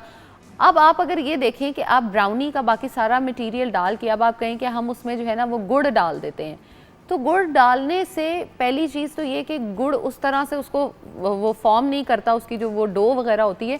तो बेहतर नहीं है कि आप वैसे खा लें और उसको बगैर चीनी के बना लें। मैं तो ऑनेस्टली ये कहती हूँ कि ब्राउनीज खाएं लेकिन स्वीटनेस उसमें से निकाल दें, या उसमें खजूर डाल लें। खजूर इस तरह से डालें, उसको जब हम वो ब्लेंड कर रहे होते हैं तो ब्लेंडिंग में ना डालें, खजूर के छोटे छोटे पीसेस करके उसके ऊपर वैसे डाल दें या बेक करते हुए उसके ऊपर डाल दें। जब आप खा रहे होंगे तो वो आपके ब्राउनी में साथ खजूर का टेस्ट आता है। अच्छा, मैं एक बड़ा आपको इंटरेस्टिंग एक रेसिपी बताती हूँ। डेट बार्स जो है ना, मैंने एक जगह पे खाए तो मुझे वो बड़े अच्छे लगे। मैंने सोचा कि यार इसमें क्या है। उसमें बेसिकली क्या है कि उसमें खजूर है और उसके अंदर मेवा जात है, नट्स वगैरह ये वो। तो अगर आपको कहा गया है दिन में कि डेली भी आपने हैंडफुल ऑफ नट्स लेने व्हाटएवर, तो आपने खजूर के साथ एक ये डेट बार बना ली जिसमें खजूर है, जिसके अंदर मेवा जाते हैं, सीड्स हैं, सारा कुछ, और थोड़े से रोस्टेड नट्स कर दें। उसको आपने किसी एक मतलब उसको एक बार कुक कर लिया आपने उसको, उसके बाद आपने किसी एक बेकिंग की जिस तरह ब्राउनी की टिन होती है उसमें डाल दिया। उसके बाद उसको कट करके प्रोटीन बार कह लेना अपना, हाँ? अपना प्रोटीन बार कह दें उसको। नहीं, बट प्रोटीन तो नहीं है ना उसमें तो कार्ब्स है। हाँ कार्ब्स, लेकिन हम उसको एक ये कह सकते हैं कि एनर्जी बार चले, हम उसको कह सकते हैं कि आपके बहुत ज़्यादा एकदम से एनर्जी डेंस आप खुद को दे सकते हैं। जो लोग ये कहते हैं ना कि मेरा शुगर डाउन हो जाता है, शुगर मैं कोलैप्स कर रही होती हूँ, मेरी बॉडी गिर रही होती है बार बार, वो इसीलिए भी हो सकता है कि आपने सफ़ेद चीनी का एक्सेस लेना शुरू कर दी है और अपने नेचुरल स्वीटनेस जो हैं वो उनको कम कर दी है। यह हमारी बॉडी का एक बहुत, आप समझ लें, एक्टिव रोल होता है इस चीज़ में। अगर आप सफ़ेद चीनी बहुत ज़्यादा डालते हो तो आप एजिंग की तरफ भी जाते हो और आपका जितना मैकेनिज्म होता है ना बॉडी का, वो सारा कोलैप्स एक 1 बाय 1 करके होना शुरू हो जाता है। तो इसलिए बेहतर नहीं है कि आप नेचुरल स्वीटनर्स की तरफ आएँ और अपने ब्रेन को भी हेल्दी रखें, अपनी स्किन को भी अच्छा रखें। डायबिटीज़ के पेशेंट्स, क्योंकि मेन तो उन्हीं का इशू होता है ना, या जो थोड़ा अपनी चीज़ों को कंट्रोल में लेके आ रहे हैं, उनके लिए क्या रेकमेंड करती हो और कितनी मिकदार में रेकमेंड करती हो? भाई वाइट शुगर तो हमने निकाल दी, ब्राउन शुगर हमने आपको पहले ही बता दिया कि ब्राउन शुगर कोई चीज़ नहीं होती, शक्कर ज़रूर होती है। ब्राउन शुगर जो है वो बेसिकली सफ़ेद चीनी को हल्का सा ब्राउन करके पैकेटों में डाल दिया जाता है कि ये लो जी, उसके ऊपर रंग, मतलब वो कम रिफाइंड होती है वाइट शुगर से, लेकिन होती वही चीज़ है। बिल्कुल ऐसे ही है। अब डायबिटीज़ के जो पेशेंट हैं, मैं उनको सबसे ज़्यादा रिकमेंड करती हूँ कि मीठे के लिए वो खजूर का इस्तेमाल करें। अगर वो गुड़, शहद या शक्कर में से कुछ चूज़ करना चाहते हैं तो शहद जो है वो बेस्ट ऑप्शन हो सकता है उनके लिए। अब शहद को वो किस तरह से इस्तेमाल करें? जो आप डेली बेसिस पे फॉर एग्जांपल सुबह उठते ही पानी ले रहे हो या कुछ ले रहे हो, क्योंकि शुगर पेशेंट सुबह उठते ही बहुत ज़्यादा लो फील कर रहे होते हैं, उनकी बॉडी में शुगर के लेवल्स बड़े नीचे गए हुए होते हैं। अगर वो पानी में थोड़ा सा शहद डाल के पी लेते हैं तो वो उसी से ही फुलफिल कर सकते हैं। अब शहद का एक बड़ा मज़े का रोल ये भी होता है कि अगर आप शहद को पानी में डाल के पीते हो और उसके साथ कुछ बहुत ज़्यादा हैवी नहीं खाते तो आप अपना वज़न कम कर सकते हो। शहद को अगर आप दूध में डाल के पियोगे तो आपका वज़न बढ़ना शुरू हो जाएगा। वो इसलिए क्योंकि जो हमारा दूध है वो भी हमारी लैक्टोज एक तरह की शुगर ही होती है। अब देखिए, बच्चों को अगर आपने देना है, अगर आपके बच्चों का वेट गेन का इशू आ रहा है या बच्चे आपके सही तरीके से नहीं करते, तो आप उनको एक बड़े मज़े की एक रात को ड्रिंक बना के दे सकते हैं। गरम आपने दूध किया, उसमें पूरा चम्मच भर के शहद ना डालें, आधी चमची शहद डाल दें, थोड़े से बादाम आपने उसमें डाल दिए, आपने थोड़ी सी उसके अंदर हल्दी डाल दी, सीड्स डाल दें और उसको ब्लेंड कर दें और उसको बच्चों को दे दें और वार्म करके दे दें, तो बच्चे सुकून की नींद भी सोएंगे। बिल्कुल दूध जो है उसमें और शहद जो है वो आपको रात को सुलाने में, इंसोम्निया को ट्रीट करने में सबसे ज़्यादा जो आज तक रिजल्ट्स देखे गए हैं वो शहद के ही देखे गए हैं। अगर आप एंजाइटी और डिप्रेशन में रहते हो तो शहद आपका मूड अपलिफ्ट करने में बहुत अच्छा रोल जो है वो प्ले कर सकता है और आप उसको अच्छा खासा इंजॉय कर सकते हैं अपनी जो है वो डेली चोर्स को करके। जब आप थक जाएं तो अपने आप को एक ट्रीट आप दे सकते हैं कि आप शहद की कोई ड्रिंक बना लें और उसको यूज़ करें डेली बेसिस पे। थक हार के पीना भी है तो शहद का पानी पियो, मतलब अच्छा दूध में डाल के पी लें। दूध में डाल के पी लेते हैं, मतलब वही वाली चीज़। But the thing is ultimately देखिए हर बंदे की रिक्वायरमेंट फ़र्क होती है और हर बंदा घर में हर चीज़ नहीं खा सकता,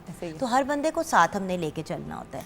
एक मेरी ज़रूर रिक्वेस्ट है व्यूअर्स कि अगर आपके घर में कोई ऐसा शख्स है जिसका वेट का फॉर एग्जाम्पल इशू है या किसी को डायबिटीज़ की प्रॉब्लम है या कोई इस किस्म का प्रॉब्लम है, तो थोड़ा सा इस चीज़ का ख्याल ज़रूर किया करें कि जब आप लोग बेकरी के आइटम और केक्स और इस तरह की चीज़ें लेके आते हैं तो उससे कोई ना कोई एक बंदा घर का बुरी तरह मुतासिर हो रहा होता है। बिल्कुल ऐसे ही है।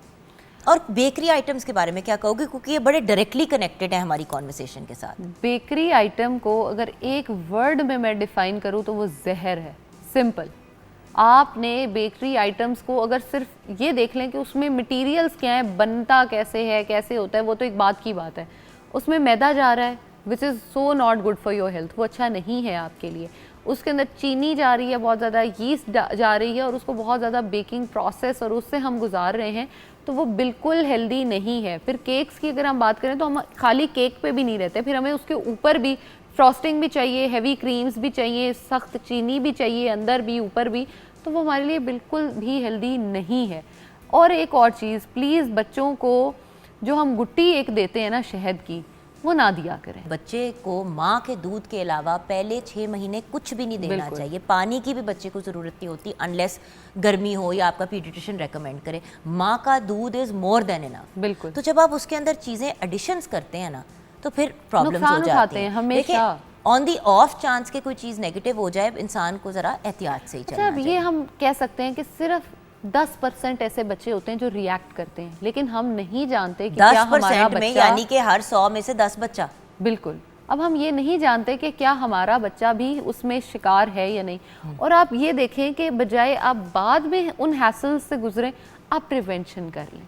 बहुत सारे अच्छे हॉस्पिटल्स जो है ना, उन्होंने वो एक ग्लूकोज टाइप कुछ फार्मूला बनाया हुआ होता है, वो आप गुट्टी की फॉर्म में दे सकते हैं। अच्छा, एक और चीज़, जो लोग अपने बच्चों की ज़िंदगी के अंदर चीनी बहुत जल्दी इंट्रोड्यूस करा देते हैं, आपने देखा कि छोटे छोटे बच्चे अपना फीडर लेके घूम रहे होते हैं, लाल शरबत उसमें डला हुआ होता है और साथ में दूध के अंदर लाल शरबत डला हुआ है, पानी के अंदर लाल शरबत डला हुआ है या कोई चीनी मिक्स की हुई है। ये बहुत ज़्यादा होता है। उनके लिए दुआएं ही हैं और कुछ नहीं है।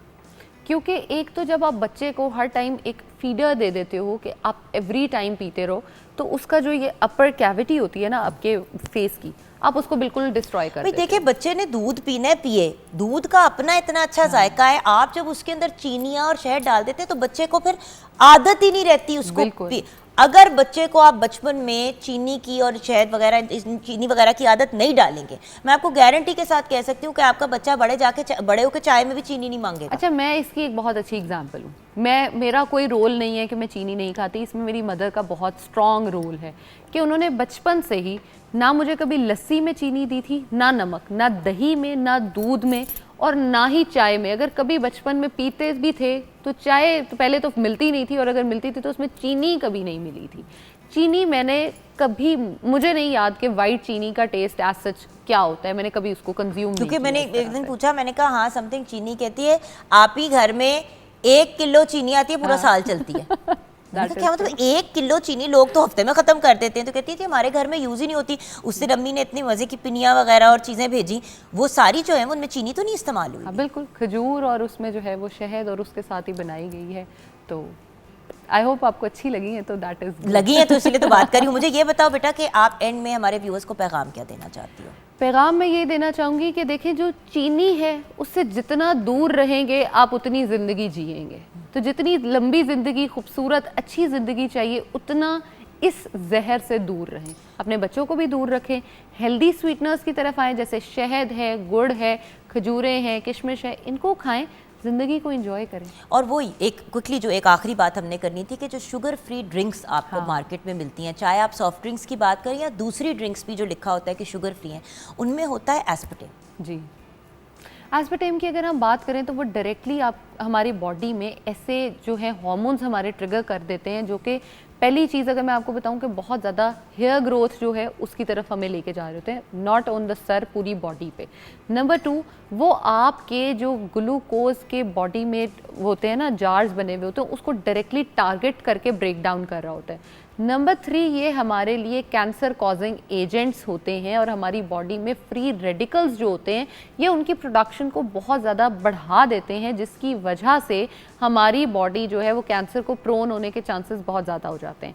अगर आपने सॉफ्ट ड्रिंक पीनी है, पहले तो मैं ये कहूँगी कि बिल्कुल अवॉइड करें जूसेस, डब्बे वाले आपके जो ये ड्रिंक्स हैं इनको बिल्कुल छोड़ दें। लेकिन अगर आप किसी वजह से कोई इश्यूज़ हैं आपके और आप नहीं छोड़ सकते, तो आप उसमें ये कर सकते हैं कि एक ग्लास में 3-4 क्यूब्स आइस डालें, उसके ऊपर थोड़ी सी अपनी जो है वो सॉफ्ट ड्रिंक डाल लें जो कि 3 से 4 सिप हो, उससे ज़्यादा ना हो, और उसको कंज्यूम कर लें। लेकिन ये 1 से 2 बार 1 साल में कर लें तो मैक्सिमम, इससे ज़्यादा नहीं, क्योंकि उसमें इतनी ज़्यादा चीनी होती है। एक ग्लास काली बोतल में अगर बात करें 8 से 9 चम्मच टेबल स्पून्स ऑफ चीनी के होते हैं एक उसमें। अब साइंस ये कहती है कि इतनी चीनी अगर आपके अंदर जाए तो आपको वॉमिट करनी चाहिए। आप खा के देखें चम्मच चीनी के, आप लिटरली वॉमिट करना शुरू कर देते हैं। क्योंकि वो लिक्विड फॉर्म में अंदर जा रहा होता है तो वो डायरेक्ट चला जाता है। केमिकल्स ऐसे हैं कि वो स्टोर कर देता है और आपका ब्रेन हाईजैक हो जाता है। आप कभी ये देखिएगा कि आप जैसे ही पीते हैं कोई भी सॉफ्ट एकदम से आप जिंग हो जाते हैं। एग्जैक्टली और उसके 30 to 40 मिनट्स के बाद आप जो यहाँ पे थे आप डाउन से सेम इज द इफेक्ट ये कोकेन भी दे रही होती है। तो इस वजह से व्यूअर्स प्लीज ये जो ड्रग है जिसका नाम है चीनी, इससे ज़रा इज्तनाब करें। दूसरे जो सप्लीमेंट्स है, देखिए किसी भी चीज़ की अपने मतलब आई रिमेंबर मैं 2 चम्मच चीनी पिया करती थी चाय में, आज मुझे आधी चाय की चमची भी आप शहद की डाल दे चाय में तो ज़्यादा मीठी लगती है। सो अल्टीमेटली आप जिस भी चीज़ की अपने जिस्म को आदत डालेंगे उसको डल जाएगी। थोड़ा सा मुश्किल होता है, 1 हफ्ता 2 हफ्ते 3 हफ्ते, इवेंचुअली आपको आदत पड़ जाती है और फिर आपको एक्स्ट्रा मीठी चीज़ें वैसी और लगती हैं। अपनी सेहत का ख्याल रखें, साथ साथ दूसरों की भी सेहत का ख्याल रखें और हमें दुआएं दें अगर हमारी बातें आपको अच्छी लगी हैं तो। Thank you so much Zainab. Thank you so much. छोटी सी ब्रेक के बाद व्यूअर्स एक बहुत ही ब्रिलियंट और अकम्पलिश्ड कपल से मुलाकात करेंगे जो दोनों आर्ट्स की फील्ड से वाबस्ता हैं और बहुत ही ब्रिलियंट लोग हैं। ब्रेक के बाद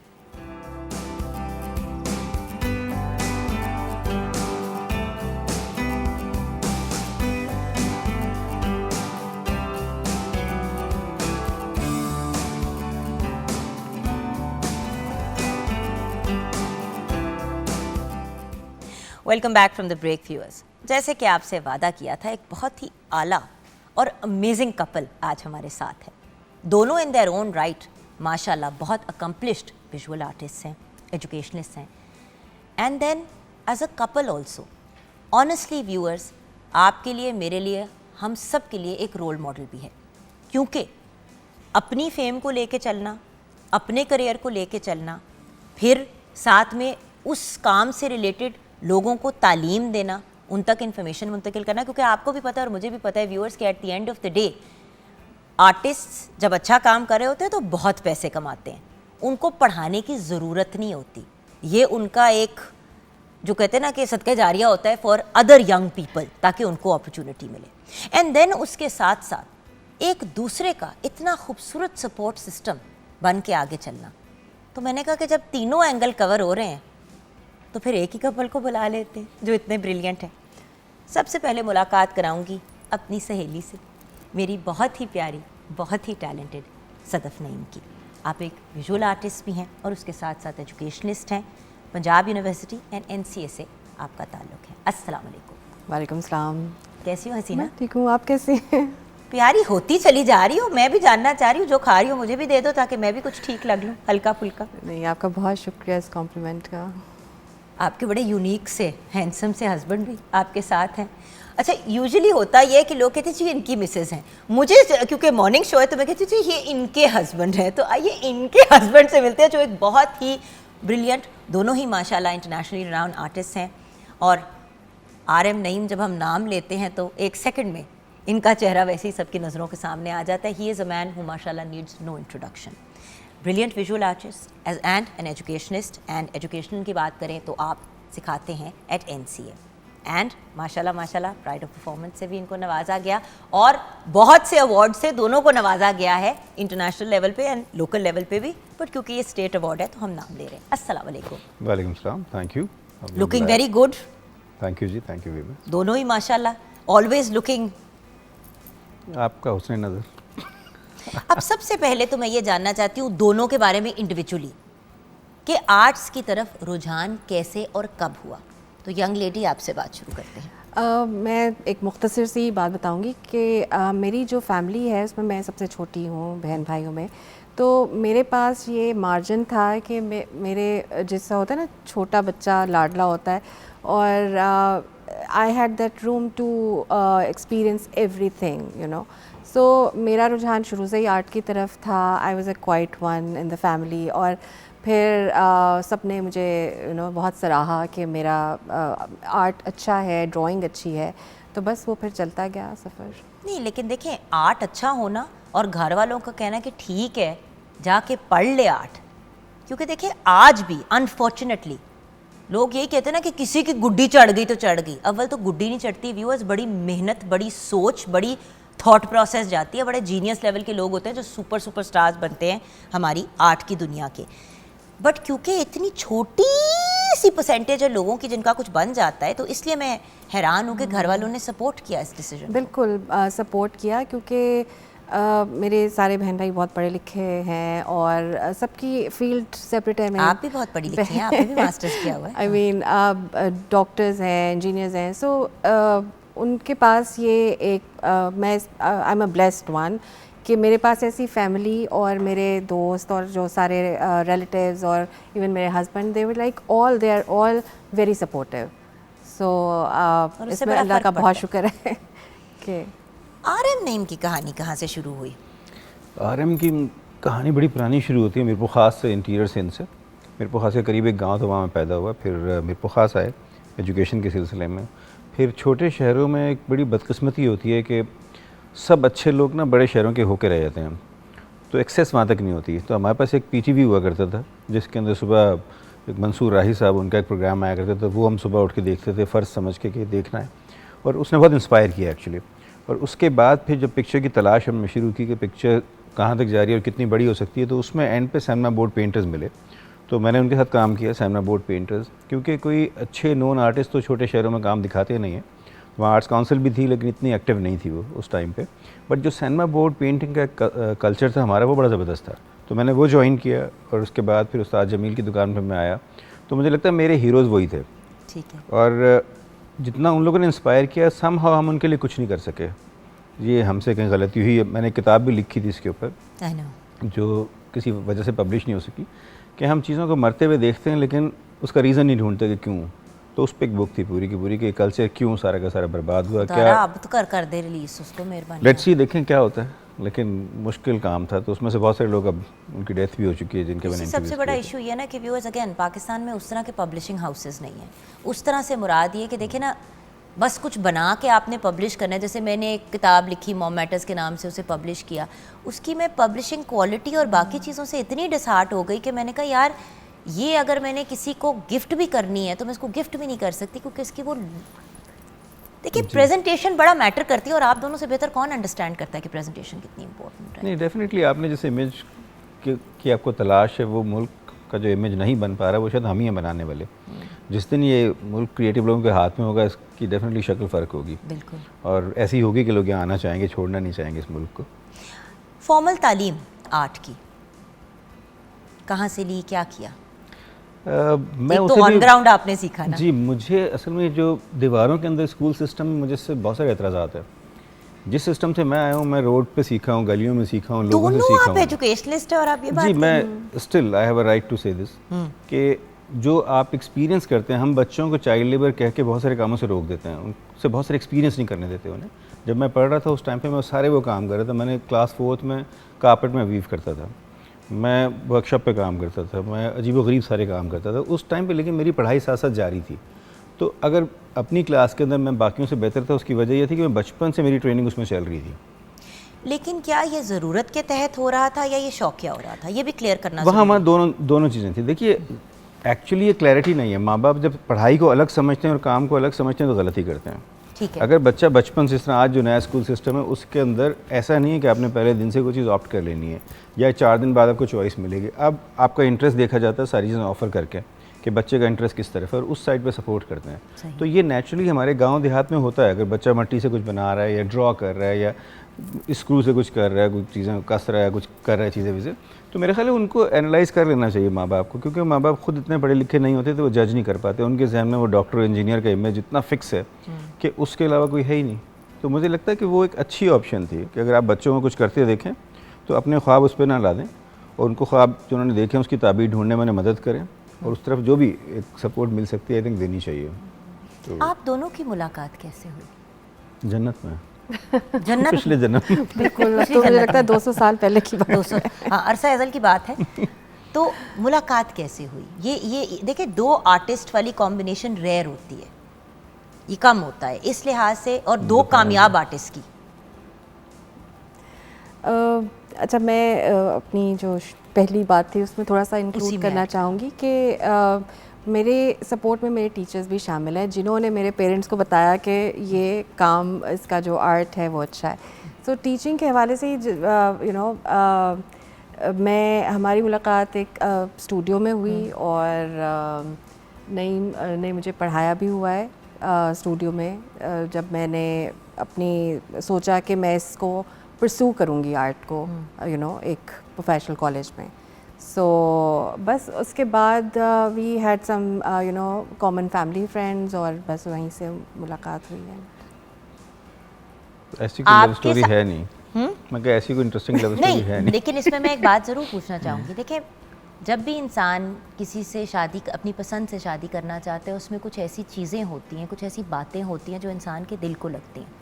वरना तो इतने लोगों से आपकी मुलाकात एंड बीइंग माशाल्लाह as successful as you are and all of that stuff, और अगर आप पढ़ा रहे थे तो ऑब्वियसली और स्टूडेंट से भी मुलाकात होती थी। व्हाई हर? असल में मैं इसको बहुत पहले से जानता हूँ। ये बात जो बता रही हैं एनसी जाने से पहले की बात है। ये मेरे स्टूडियो में पढ़ने आया करती थी। तो आप जब ज़िंदगी या किसी को साथी बनाना चाहते हैं तो मेरे नज़दीक सब कुछ उल्टा था कि जो मेरे में कमी थी वो इसमें थी सारी चीज़ें। तो आई थॉट एक मोल्ड और कास्ट का जो कॉम्बो है वो शायद ज़्यादा बेहतर है, ना कि 2 मोल्ड 2 कास्ट। तो मुझे लगता है जो मेरे पास कम था वो उसके पास है, तो शायद मिल के हम दोनों शायद एक घर बनता है। तो मैं बड़ा तलाश में था, बड़े अरसे बाद मिली है। पहले मिल जाती पहले कर लेता, लेकिन ये बताइए कि क्या 2 आर्टिस्ट की कॉम्बिनेशन एक घर में वर्कबल है कि अनवर्कबल है? कहते हैं ना कि अगर 2 डॉक्टर एक ही घर में हो तो चलो एक दूसरे को बैलेंस आउट कर लेते हैं, लेकिन अगर 2 एक्टर्स की एक दूसरे से शादी हो जाए तो बड़ा मज़ा भी आता है और फिर दंगे फसाद भी बड़े होते हैं, क्योंकि schedule matching all of that सब बड़ा मुश्किल हो जाता है। तो क्या 2 आर्टिस्ट की जोड़ी, आप लोग तो कामयाब हैं माशाल्लाह, बट जर्नी हर कपल की होती है। इम्पॉसिबल बात है कि आप कहें कि कभी आपने टफ टाइम ही नहीं देखा, वो तो बंदा देखता ही है। सदफ जवाब दें उसका। हाँ, मुझे लगता है कंपैटिबिलिटी होनी चाहिए। आपकी एक ख़ास तरह की अंडरस्टैंडिंग होती है, वेदर यू आर आपका एक फील्ड है या आप मुख्तलिफ फील्ड से हैं। लेकिन सेम जैसा आपने बताया एक्टर्स का, तो कहानी यहाँ पे भी कुछ ऐसी ही है, लेकिन इसमें पॉजिटिव चीज़ें ज़्यादा हैं क्योंकि आपको एक दूसरे की रूटीन का पता होता है। आपको पता होता है कि अगर आप कोई क्रिएटिव प्रोसेस से गुज़र रहे हैं तो आपको एक आइसोलेशन चाहिए या नहीं चाहिए, या किन किन चीज़ों की ज़रूरत है। तो वो आई थिंक एक दूसरे को आप बेहतर तरीके से जान सकते हैं और बेहतर तरीके से आप रूम दे सकते हैं, आप टाइम दे सकते हैं। और ये ज़रूर है कि जहाँ पे नईम को ज़्यादा काम करने का मौका मिला तो मैंने थोड़ा सा स्टेप बैक किया ताकि मैं बाकी चीज़ें देख सकूं। बिल्कुल इसी तरह से जब मैं आगे पढ़ने गई तो नईम ने क्योंकि बाकी आप सारी 3 चीज़ें साल के लिए संभाली। बाहर गई थी पढ़ने के लिए। हमने एक दफ़ा पहले भी अपने शो पे ये बात की थी, एक डिफरेंट हमारा उस वक्त शो का हमारा डिफरेंट फॉर्मेट था, जो डिफरेंट चीज़ें थी। आज क्योंकि यू आर इन फोकस तो मैं इस पर थोड़ी सी ज़रा बात करना चाहूँगी। लेकिन आप 3 साल के लिए बाहर गई पढ़ने के लिए, तो बिल्कुल उस पर वो फिर कैसे मामला हुआ? ये भी नईम की सपोर्ट के बगैर पॉसिबल नहीं था। और इसमें एक और बहुत मतलब इससे ज़्यादा बड़ी चीज़ ये थी कि मुझे नईम ने ही, हमारी जब डिस्कशन हो रही थी एंड मैं यही सोच रही थी कि मैं कैसे जाऊंगी बच्चों को छोड़ के और घर को छोड़ के, ये बड़ा मुश्किल है। तो द पॉइंट वाज कि मैं सिर्फ अपने आप के लिए नहीं गई थी, मैंने सोचा कि अगर मैं जाती हूँ तो हो सकता है कि मुझे देख के बहुत सारी और ख़वातीन जो कि अब एक टाइम पे अपना काम छोड़ चुकी होती हैं या आप अपनी पढ़ाई छोड़ जाते हैं, तो आप दोबारा से पढ़ना शुरू करें, तो हो सकता है कि मैं उनके लिए एक इंस्पिरेशन बन सकूं। So that was also a motive. जी आप बनी थी इंस्पिरेशन, क्योंकि मैं गाड़ी में ही बैठते हुए जब हमारी ये गुफ्तगू हुई, मैंने फैसल को कहा मैं 3 साल के गई, मैं 1 साल के लिए जा रही हूँ। तो कहता है कहाँ? मैंने कहा कहीं भी। वो एक और बात थी, वो आपको पता है ना, कभी कभी बंदा कहता है, घर से बंदा इतना तंग आ जाता है कि ओके आई एम गोइंग। आप इतना ज़्यादा फॉर्मल एजुकेशन में नहीं इंटरेस्टेड, फिर आपने मास्टर्स में सपोर्ट किया। I want to understand your thought process. देखिए, एक तो रिश्तों में सबसे इम्पोर्टेंट बात ये होती है, कोई बंदा कुछ भी, लड़ाइयाँ फ़र्ज़ है, करनी चाहिए लड़ाइयाँ, ठीक है, डिसएग्रीमेंट होने चाहिए। हाँ, देखिए ये करीबी जो रिश्ते होते हैं उन्हीं के साथ होती है, किसी और के साथ तो हो नहीं सकती। और जब तक आप लड़ते नहीं, एक दूसरे को जानने का मौका नहीं मिलता। तो आई थिंक कंप्लीट लाइफ उसी को बोलते हैं कि इमोशंस आपके हर तरह के उसके अंदर आपने एक्सपीरियंस किए हों। तो मेरे ख्याल है जब ये गई तो मेरी इसकी बड़ी लंबी बात हुई थी। ये एक आर्टिस्ट के लिए मसला होता है। शुरू कैसे हुई? मैं आपको बताता हूँ। इसमें हुआ ये था कि क्रिएटिव उसमें एक ब्रेक आया था सम टाइम, तो she was so frustrated that time. तो इसके अंदर बहुत सारी इस तरह की चीज़ें थी। इसने कहा कि मैं कहीं से भी मास्टर्स कर लूँगी, मैंने करनी है, बस मैंने पढ़ना है। इसको शौक पढ़ने का बहुत हो रहा था। बेसिकली इसको एक गैप चाहिए था, एक ब्रेक चाहिए था और एक्सपीरियंस फ़र्क चाहिए था। अब मैं डेफिनेटली इससे 10 साल बड़ा भी हूँ, तो मैं चीज़ें और इस एज से डील भी करता रहा हूँ बहुत पहले। तो this was not the first case in my life कि इस तरह लोगों के साथ होता है, बहुत सारे आर्टिस्ट के साथ। यार हम सब एक एग्जिस्टेंशियल क्राइसिस से गुजरते हैं। हाँ, लेकिन देखिए उसमें उसको पॉजिटिव करना, उसको चैनलाइज करना कमाल है ना। तो इसको मैंने कहा यार तुम बाहर से पढ़ो, जिस तरह सदफ ने कहा कि डेफिनेटली मेरे अपने ख़ानदान के लिए इतनी बड़ी इंस्पिरेशन है, और उन सब ख़वातीन के लिए, मर्दों के लिए जो समझते हैं कि अब तो बच्चे हो गए, अब ये उम्र आ गई, अब यहाँ पे काम भी ठीक चल रहा है, तो क्या ज़रूरत है जाने की। तो आई थिंक जो तसलसल है पढ़ाई का, सीखने का, I am not saying about degree, जो सीखने का तसलसल है वो रहना चाहिए। और जहाँ से भी दुनिया में अच्छी चीज़ मिलती है आई थिंक करनी चाहिए। और ये जितने मुश्किल टाइम में गई थी, कोरोना के टाइम में गई थी, तो आई थिंक इसने इतना टफ टाइम वहाँ देखा है, तो जब वापस आई है तो काट के आई है वो, कोई इट्स नॉट इजी, मतलब उसी से ज़्यादा मजबूत बनते हैं ना इंसान। लेकिन आप पे और घर पे इसका क्या असर पड़ा? बिकॉज ये एक बड़ी इंपॉर्टेंट चीज़ है अंडरस्टैंड करने की। मर्द कह तो देता है कि चली जाओ, फिर पीछे से आपको पता है कि जब करना पड़ता है हैंडल तो मुश्किल हो जाता है। जबकि मर्द मतलब अगर आर्मी में हो या कोई इस टाइप का काम हो तो अक्सर 6-6, 7-7 साल के लिए जाते हैं और फिर मुड़ के वापस आते हैं आफ्टर दैट लॉन्ग, तो कोई कुछ नहीं कहता। मेरा ताल्लुक उस ख़ानदान से ज़रूर है जहाँ मर्द का इमेज या ईगो उस तरह की है, बट मेरे में कभी भी वो चीज़ नहीं थी। मतलब मैं जब इसको कह रहा था तो मेरे जहन में एग्जैक्टली ये बात थी कि यार तुम, ये बात तुम्हारी नहीं है, ये पाकिस्तान की औरतों की बात है या हमारे लोगों की बात है। और मुझे बिल्कुल मुश्किल नहीं लगा जब मैं डिसाइड कर लूँ चीज़ें, तो फिर मेरे लिए बहुत आसान रहती है। डिसाइड करना मुश्किल होता है, और दूसरा है कि हर कुर्बानी का कुछ तो वो होता है, किसी न किसी ने तो बर्दाश्त करना है। तो आई थिंक इस अगर मैं इसके लिए नहीं करता कौन करता?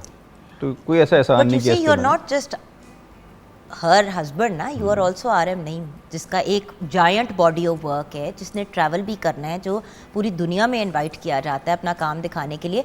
तो वो एक 3 साल की सैक्रिफाइस तो फिर भी होती है। बंदा करता है काम, लेकिन फिर चीज़ें समेटनी पड़ जाती है ना। जो मैं कर रहा हूँ वो मैं नहीं कर रहा, एक्चुअली हम कर रहे हैं, और जो ये कर रही है वो भी हम कर रहे हैं। तो इस रिश्ते में मुझे मैं की बात बनती नहीं है।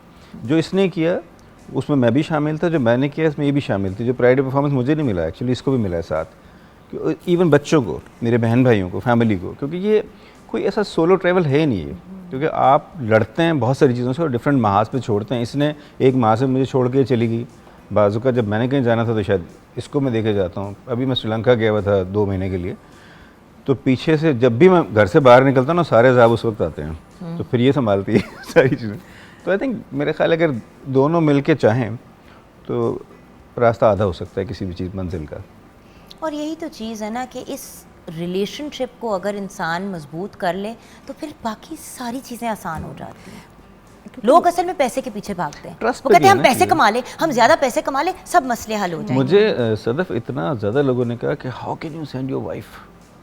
आई सेड नहीं, वो सदफ भी है, वो एक लड़की भी, एक आर्टिस्ट भी है, उसके बाद में मेरी बीवी है, तो वो भी तो मेरे बगैर रह रही है ना, मैं रह रहा हूँ उसके बगैर। बट आपने कैसे फेस किया? देखें उन्होंने तो जो सुना और किया whatever, but you know and I know कि लोग इज्तनाब नहीं करते, या तो मिलने का इंतज़ार करते हैं 6 बातें सुनाने के लिए। अब तो अनफॉर्चुनेटली व्हाट्सएप पे आप वॉइस नोट भेज के अपना पूरा एक तस्करा कर देते हैं of your opinion on someone else's life. Aunty फलां तो फलां की फुफी तो फलां की दोस्त तो मियाँ के दोस्त के भी मैसेज आ जाते हैं कि भाई हमारे दोस्त का ख्याल करे ना। तो बिल्कुल। How did you deal with that, because आप सेंसिटिव हो? वो सारी चीज़ें इग्नोर की क्योंकि मैंने इसको एज चैलेंज ही लिया था कि लेट्स सी कि मैं क्या कर सकती हूँ, कि अब ये हुआ है तो I have to do it. क्योंकि बीच में भी जब मैं वहाँ थी तो जब कोविड आया आफ्टर सेमेस्टर, तो एक टाइम था जब मुझे लगा कि नहीं मैं अभी वापस चली जाऊँ, but I was on funding. मैं मतलब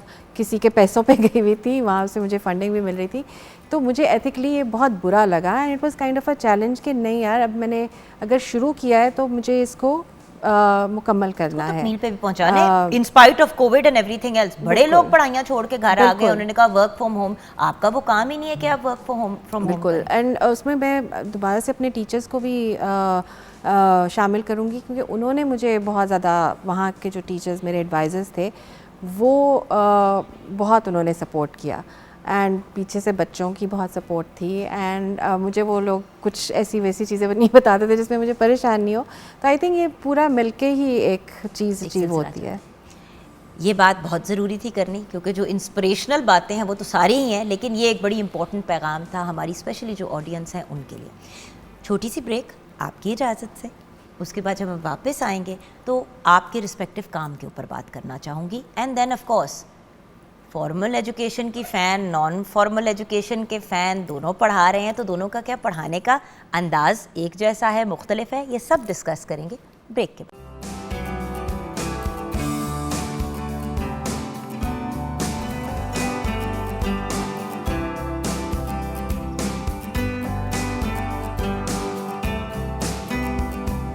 welcome back from the break viewers.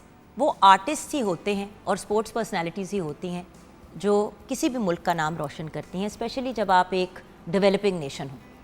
क्योंकि पाकिस्तान की बहुत नेगेटिव इमेज अनफॉर्चुनेटली बहुत अरसे तक रही है, तो हमारे आर्टिस्ट ही हैं जिन्होंने उस इमेज को चेंज करने में एक बहुत बड़ा रोल अदा किया है। और सर फहरिस्त नाम आता है आरएम नईम का एंड सदफ नईम का। ये दोनों ऐसे ब्रिलियंट आर्टिस्ट हैं कि पाकिस्तान में तो काम कर ही रहे हैं, लेकिन इनका काम पूरी दुनिया में अप्रिशिएट किया जाता है। सो सर, सबसे पहले तो आपसे ये जानना चाहूँगी, our pride of Pakistan, pride of the world, ये बताइए कि आपका जॉनरा क्या है? मतलब हर आर्टिस्ट, कुछ लोग जो हैं वो, जैसे कि व्यूअर्स आपने देखा है कि लैंडस्केप्स वगैरह बनाते हैं, कुछ लोग जो हैं वो नेचर से बहुत ज़्यादा इंस्पायर्ड होते हैं, कुछ लोग इंसानों की तस्वीरें बनाते हैं। तो आप कौन सा वाला, मतलब आप किस एरिया से अपने आप को ज़्यादा करें? मुझे जो लोग पहचानते हैं बेसिकली फिगरेटिव पेंटर के तौर पे पहचानते हैं, लेकिन मैं पेंटिंग को किसी और तरह लेता हूँ, आर्ट वर्क को मुझे मीडियम सेकेंडरी लगता है। इवन पेंटिंग कहना भी एक सेकेंडरी वो है। तो आपका सब्जेक्ट में जिस तरफ इंटरेस्ट होता है उसके अकॉर्डिंगली आप मीडियम सेलेक्ट करते हैं। जब मुझे लगता है कि सब्जेक्ट पे मुझे फ़िल्म बनानी चाहिए तो मैं फ़िल्म बनाता हूँ। जब मुझे लगता है इंस्टलेशन करनी चाहिए तो मैं इंस्टलेशन करता हूँ। जब मुझे लगता है पेंट करना चाहिए, ड्राइंग करना चाहिए, तो अकॉर्डिंग टू दैट आइडिया आप उसको एग्जीक्यूट करते हैं उस मीडियम में। तो यही है। और दूसरा, आपने बड़ी अच्छी बात की कि इस मुल्क में जो भी एक इमेज का मसला रहा है, इसके बावजूद आपको पता है पाकिस्तान का आर्टिस्ट और आर्ट्स इस वक्त मैं प्राउडली कह सकता हूँ कि दुनिया में बहुत अच्छा काम कर रहे हैं।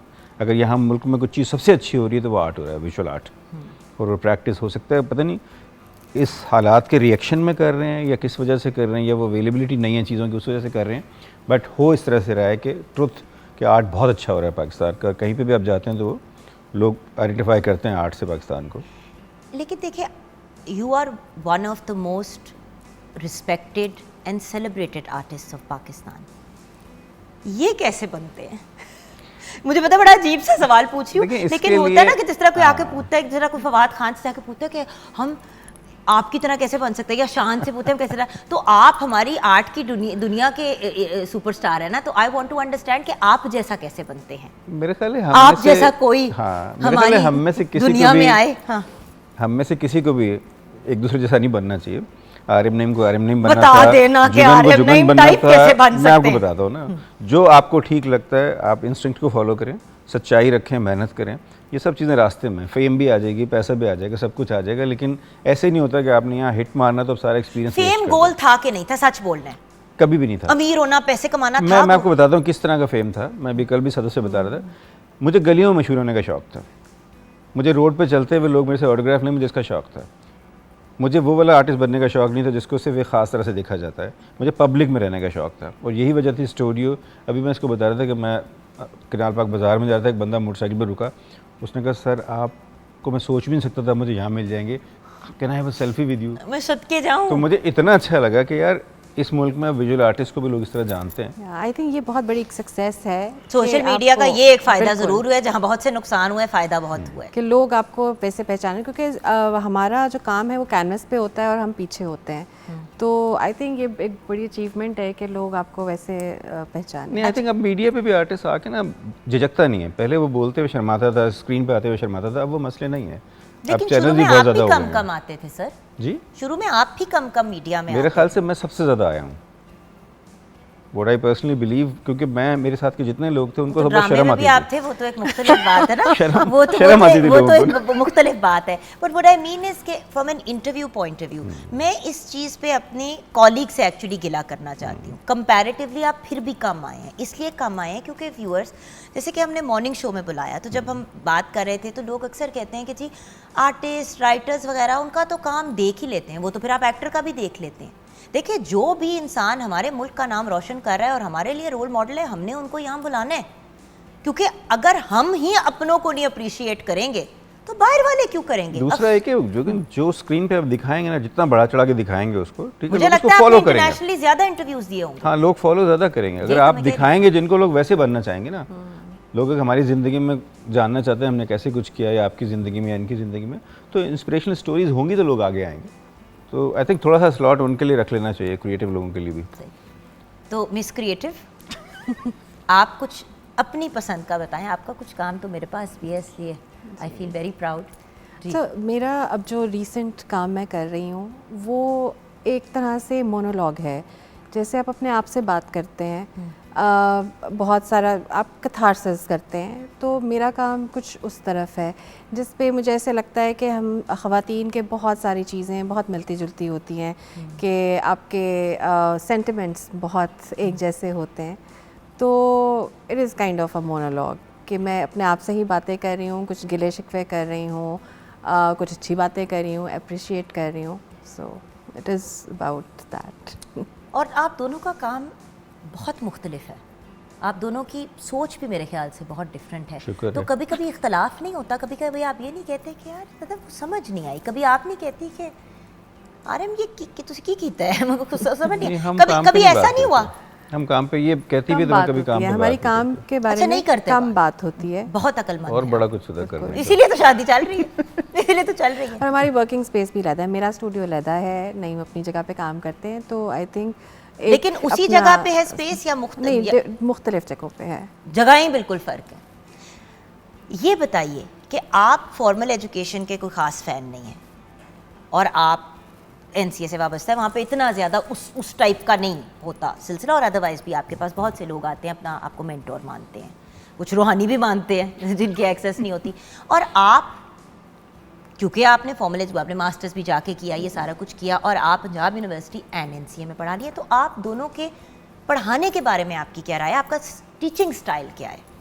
मतलब मैं जानना चाहती हूँ ना, अगली जनरेशन के लिए आप लोग क्या कर पहले रहे पढ़े हैं? लिखे लोगों से बात करते हैं। नहीं, क्योंकि मेरा ताल्लुक जो है अभी एनसीए में जो मैं है, I am one of the tutor जो कि एडवाइज़र्स के तौर पे होते हैं मास्टर्स स्टूडेंट्स के लिए। तो मुझे लगता है कि और यहाँ पे अगर आप आर्ट एजुकेशन में देखें तो ख़वातीन की तादाद बहुत ज़्यादा है। मुझे सिर्फ इस बात का एक रिग्रेट होता है कि वो आगे परस्यू नहीं करती, जब वो अपनी एजुकेशन कंप्लीट कर लेती हैं तो आगे काम नहीं करती हैं। सो मेरी जो उनसे बातचीत या टीचिंग आप कह लें, वो उसके बारे में ज़्यादा होती है। It is kind of a counselling also, कि उनके काम के मुतालिक एक बातचीत तो होती है, लेकिन आगे क्या करना है इसके बारे में बातचीत होती है। तो it formal is not that education kind of क्या formal. होनी चाहिए आर्ट में?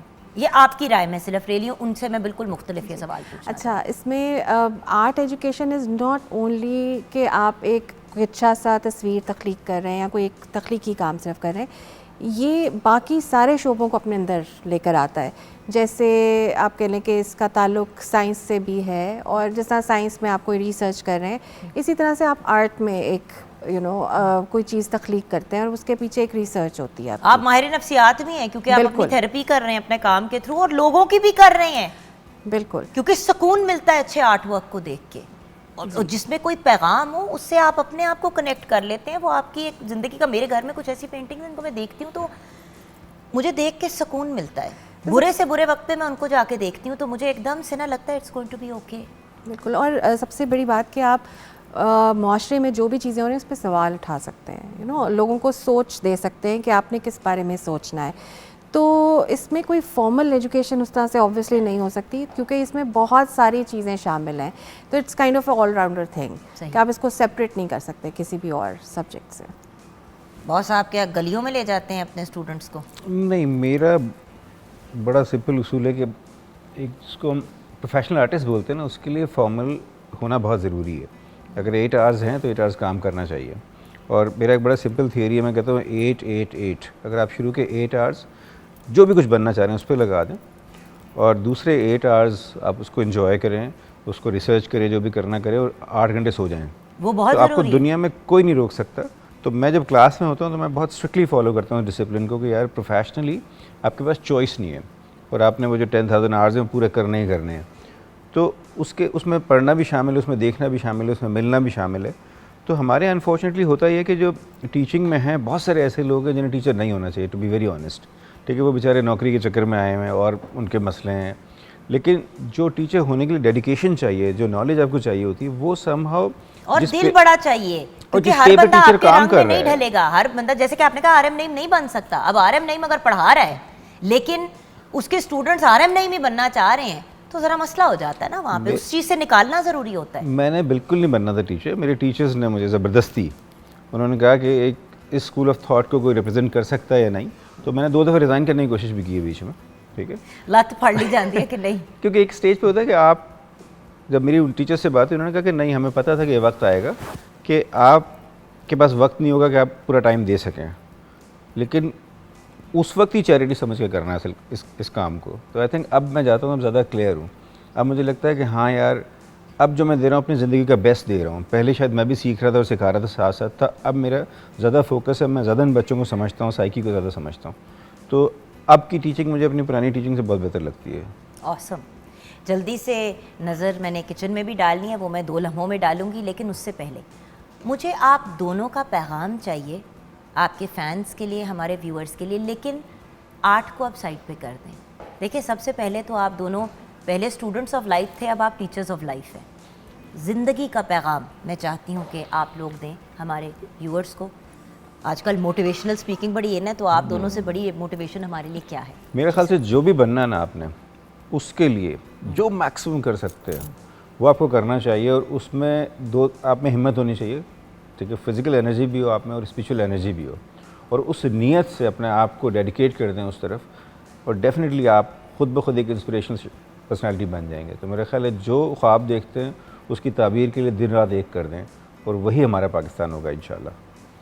और फिर हम भी आरएम नईम और सदफ नईम बन जाएंगे। हाँ जी, व्हाट अबाउट जी, तो मैं इसी को आगे इसी के तसलसल में कहना चाहूँगी कि गर्ल्स को ज़रूर ऐड कीजिएगा। बिल्कुल, कि आपकी जो भी एक जो आपका सफ़र है उसमें अपने आप को ना भूलें, अपनी मेंटल हेल्थ को ना भूलें, स्पेशली ख़वातीन, बच्चे, क्योंकि ये ऐसी चीज़ है जो कि बहुत सालों तक इग्नोर रही है और अब इस पे काम होना शुरू हुआ है। लेकिन अभी भी जो मासेस हैं they don't know about it. तो अगर आपने कुछ अच्छा करना है उसके लिए आपको फ़िज़िकली एक एनर्जी तो चाहिए, लेकिन उसके साथ साथ आपकी दिमागी ताकत किस तरह की है और उसकी परवरिश किस तरह की है, या उसकी जो सेहत है, दिमागी सेहत, वो किस तरह की है, वो भी बहुत ज़रूरी है। तो उसका भी ख्याल रखें। बहुत ही आपने वैलिड बात की। वही वाली बात है ना कि व्यूअर्स, अल्टीमेटली ज़िंदगी में कुछ भी करना है, हम हमेशा कहते हैं अपने पैशन को अपना प्रोफेशन बना लें, लेकिन इसका ये मतलब नहीं है कि अगर आपने अपने पैशन को प्रोफेशन बना लिया तो जिस तरह शौकिया फ़नकार सारे निकल पड़ते हैं। मेहनत करनी है, खून पसीना एक करेंगे तो उस पसीने की जब तक खुशबू नहीं आएगी और जब तक आपकी वो जो कहते हैं ना मिज नहीं निकलेगी, तब तक कामयाबी अपना सर नहीं उठाएगी। ये मैंने देखा है ज़िंदगी के अंदर। और बात ये है कि व्यूअर सिल्वर प्लेटर पे वैसी जो चीज़ मिली हुई होती है उसका कोई खास मज़ा नहीं आता, वो जो रगड़ा खा के पागल होके ना। Tell you one thing viewers, Pakistan में कामयाब होना बड़ा आसान काम है ऑलमोस्ट हर फील्ड में, लेकिन विजुअल आर्ट्स में specially as artist, as creative people अपनी जगह बनाना बहुत मुश्किल काम है। तो 2 माशाल्लाह सक्सेस स्टोरीज़, एक पावर कपल हमारे साथ है। सिर्फ इनकी बातें सुननी नहीं है व्यूअर्स, इनसे इंस्पिरेशन लेनी है, वरना तो हम इनकी चीज़ें गूगल से निकाल के आपको दिखा देते और कहते जी दोनों बड़े अच्छे आर्टिस्ट हैं, आप इनका भी काम देख लें। इनको बुलाने का रीज़न ये है कि बहुत बड़े स्टार्स हमारी मुल्क की प्राइड होने के साथ साथ इंसान हैं और उनकी एक कहानी है, और कभी इनकी ट्रायल्स और ट्रिब्यूलेशंस पे भी हम शो करेंगे। पहले तो मैंने कहा ना कि ये करें, जिन मुश्किल वक्तों से ये गुजरे उस पर भी हम किसी दिन बात करेंगे, ताकि आप अंडरस्टैंड करें कि कोई भी इंसान, किसी भी इंसान की ज़िंदगी ऐसे फ्लैट लाइन नहीं करती।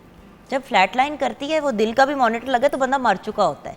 इसलिए वो अप्स एंड डाउन्स बड़े ज़रूरी है। किचन में नज़र डालते हैं, एक और हमारी बड़ी प्यारी सी क्रिएटिव आर्टिस्ट है किचन में। यस शेफ तैयबा जी व्यूअर्स, चिकन चंगेज़ी बिल्कुल रेडी है, और इसमें सिर्फ आपने एक चीज़ का ख्याल करना है कि आपने इसमें शोरबा नहीं रखना, जो इसकी ग्रेवी की कंसिस्टेंसी है वो थिक होगी। और सेकंड ये कि जिस वक्त आपने इसको कुक करना है ना, दूध जिस वक्त मैंने आपको बताया था, तो दूध का आपने ख्याल करना है कि वो आपने स्टोव बंद करके इसको थोड़ा सा ठंडा होने दें, फिर आप इसमें दूध मिक्स करें। तो ये देखें कितने अच्छे इसके कलर्स आए हैं, और ज़रूर ट्राई कीजिएगा।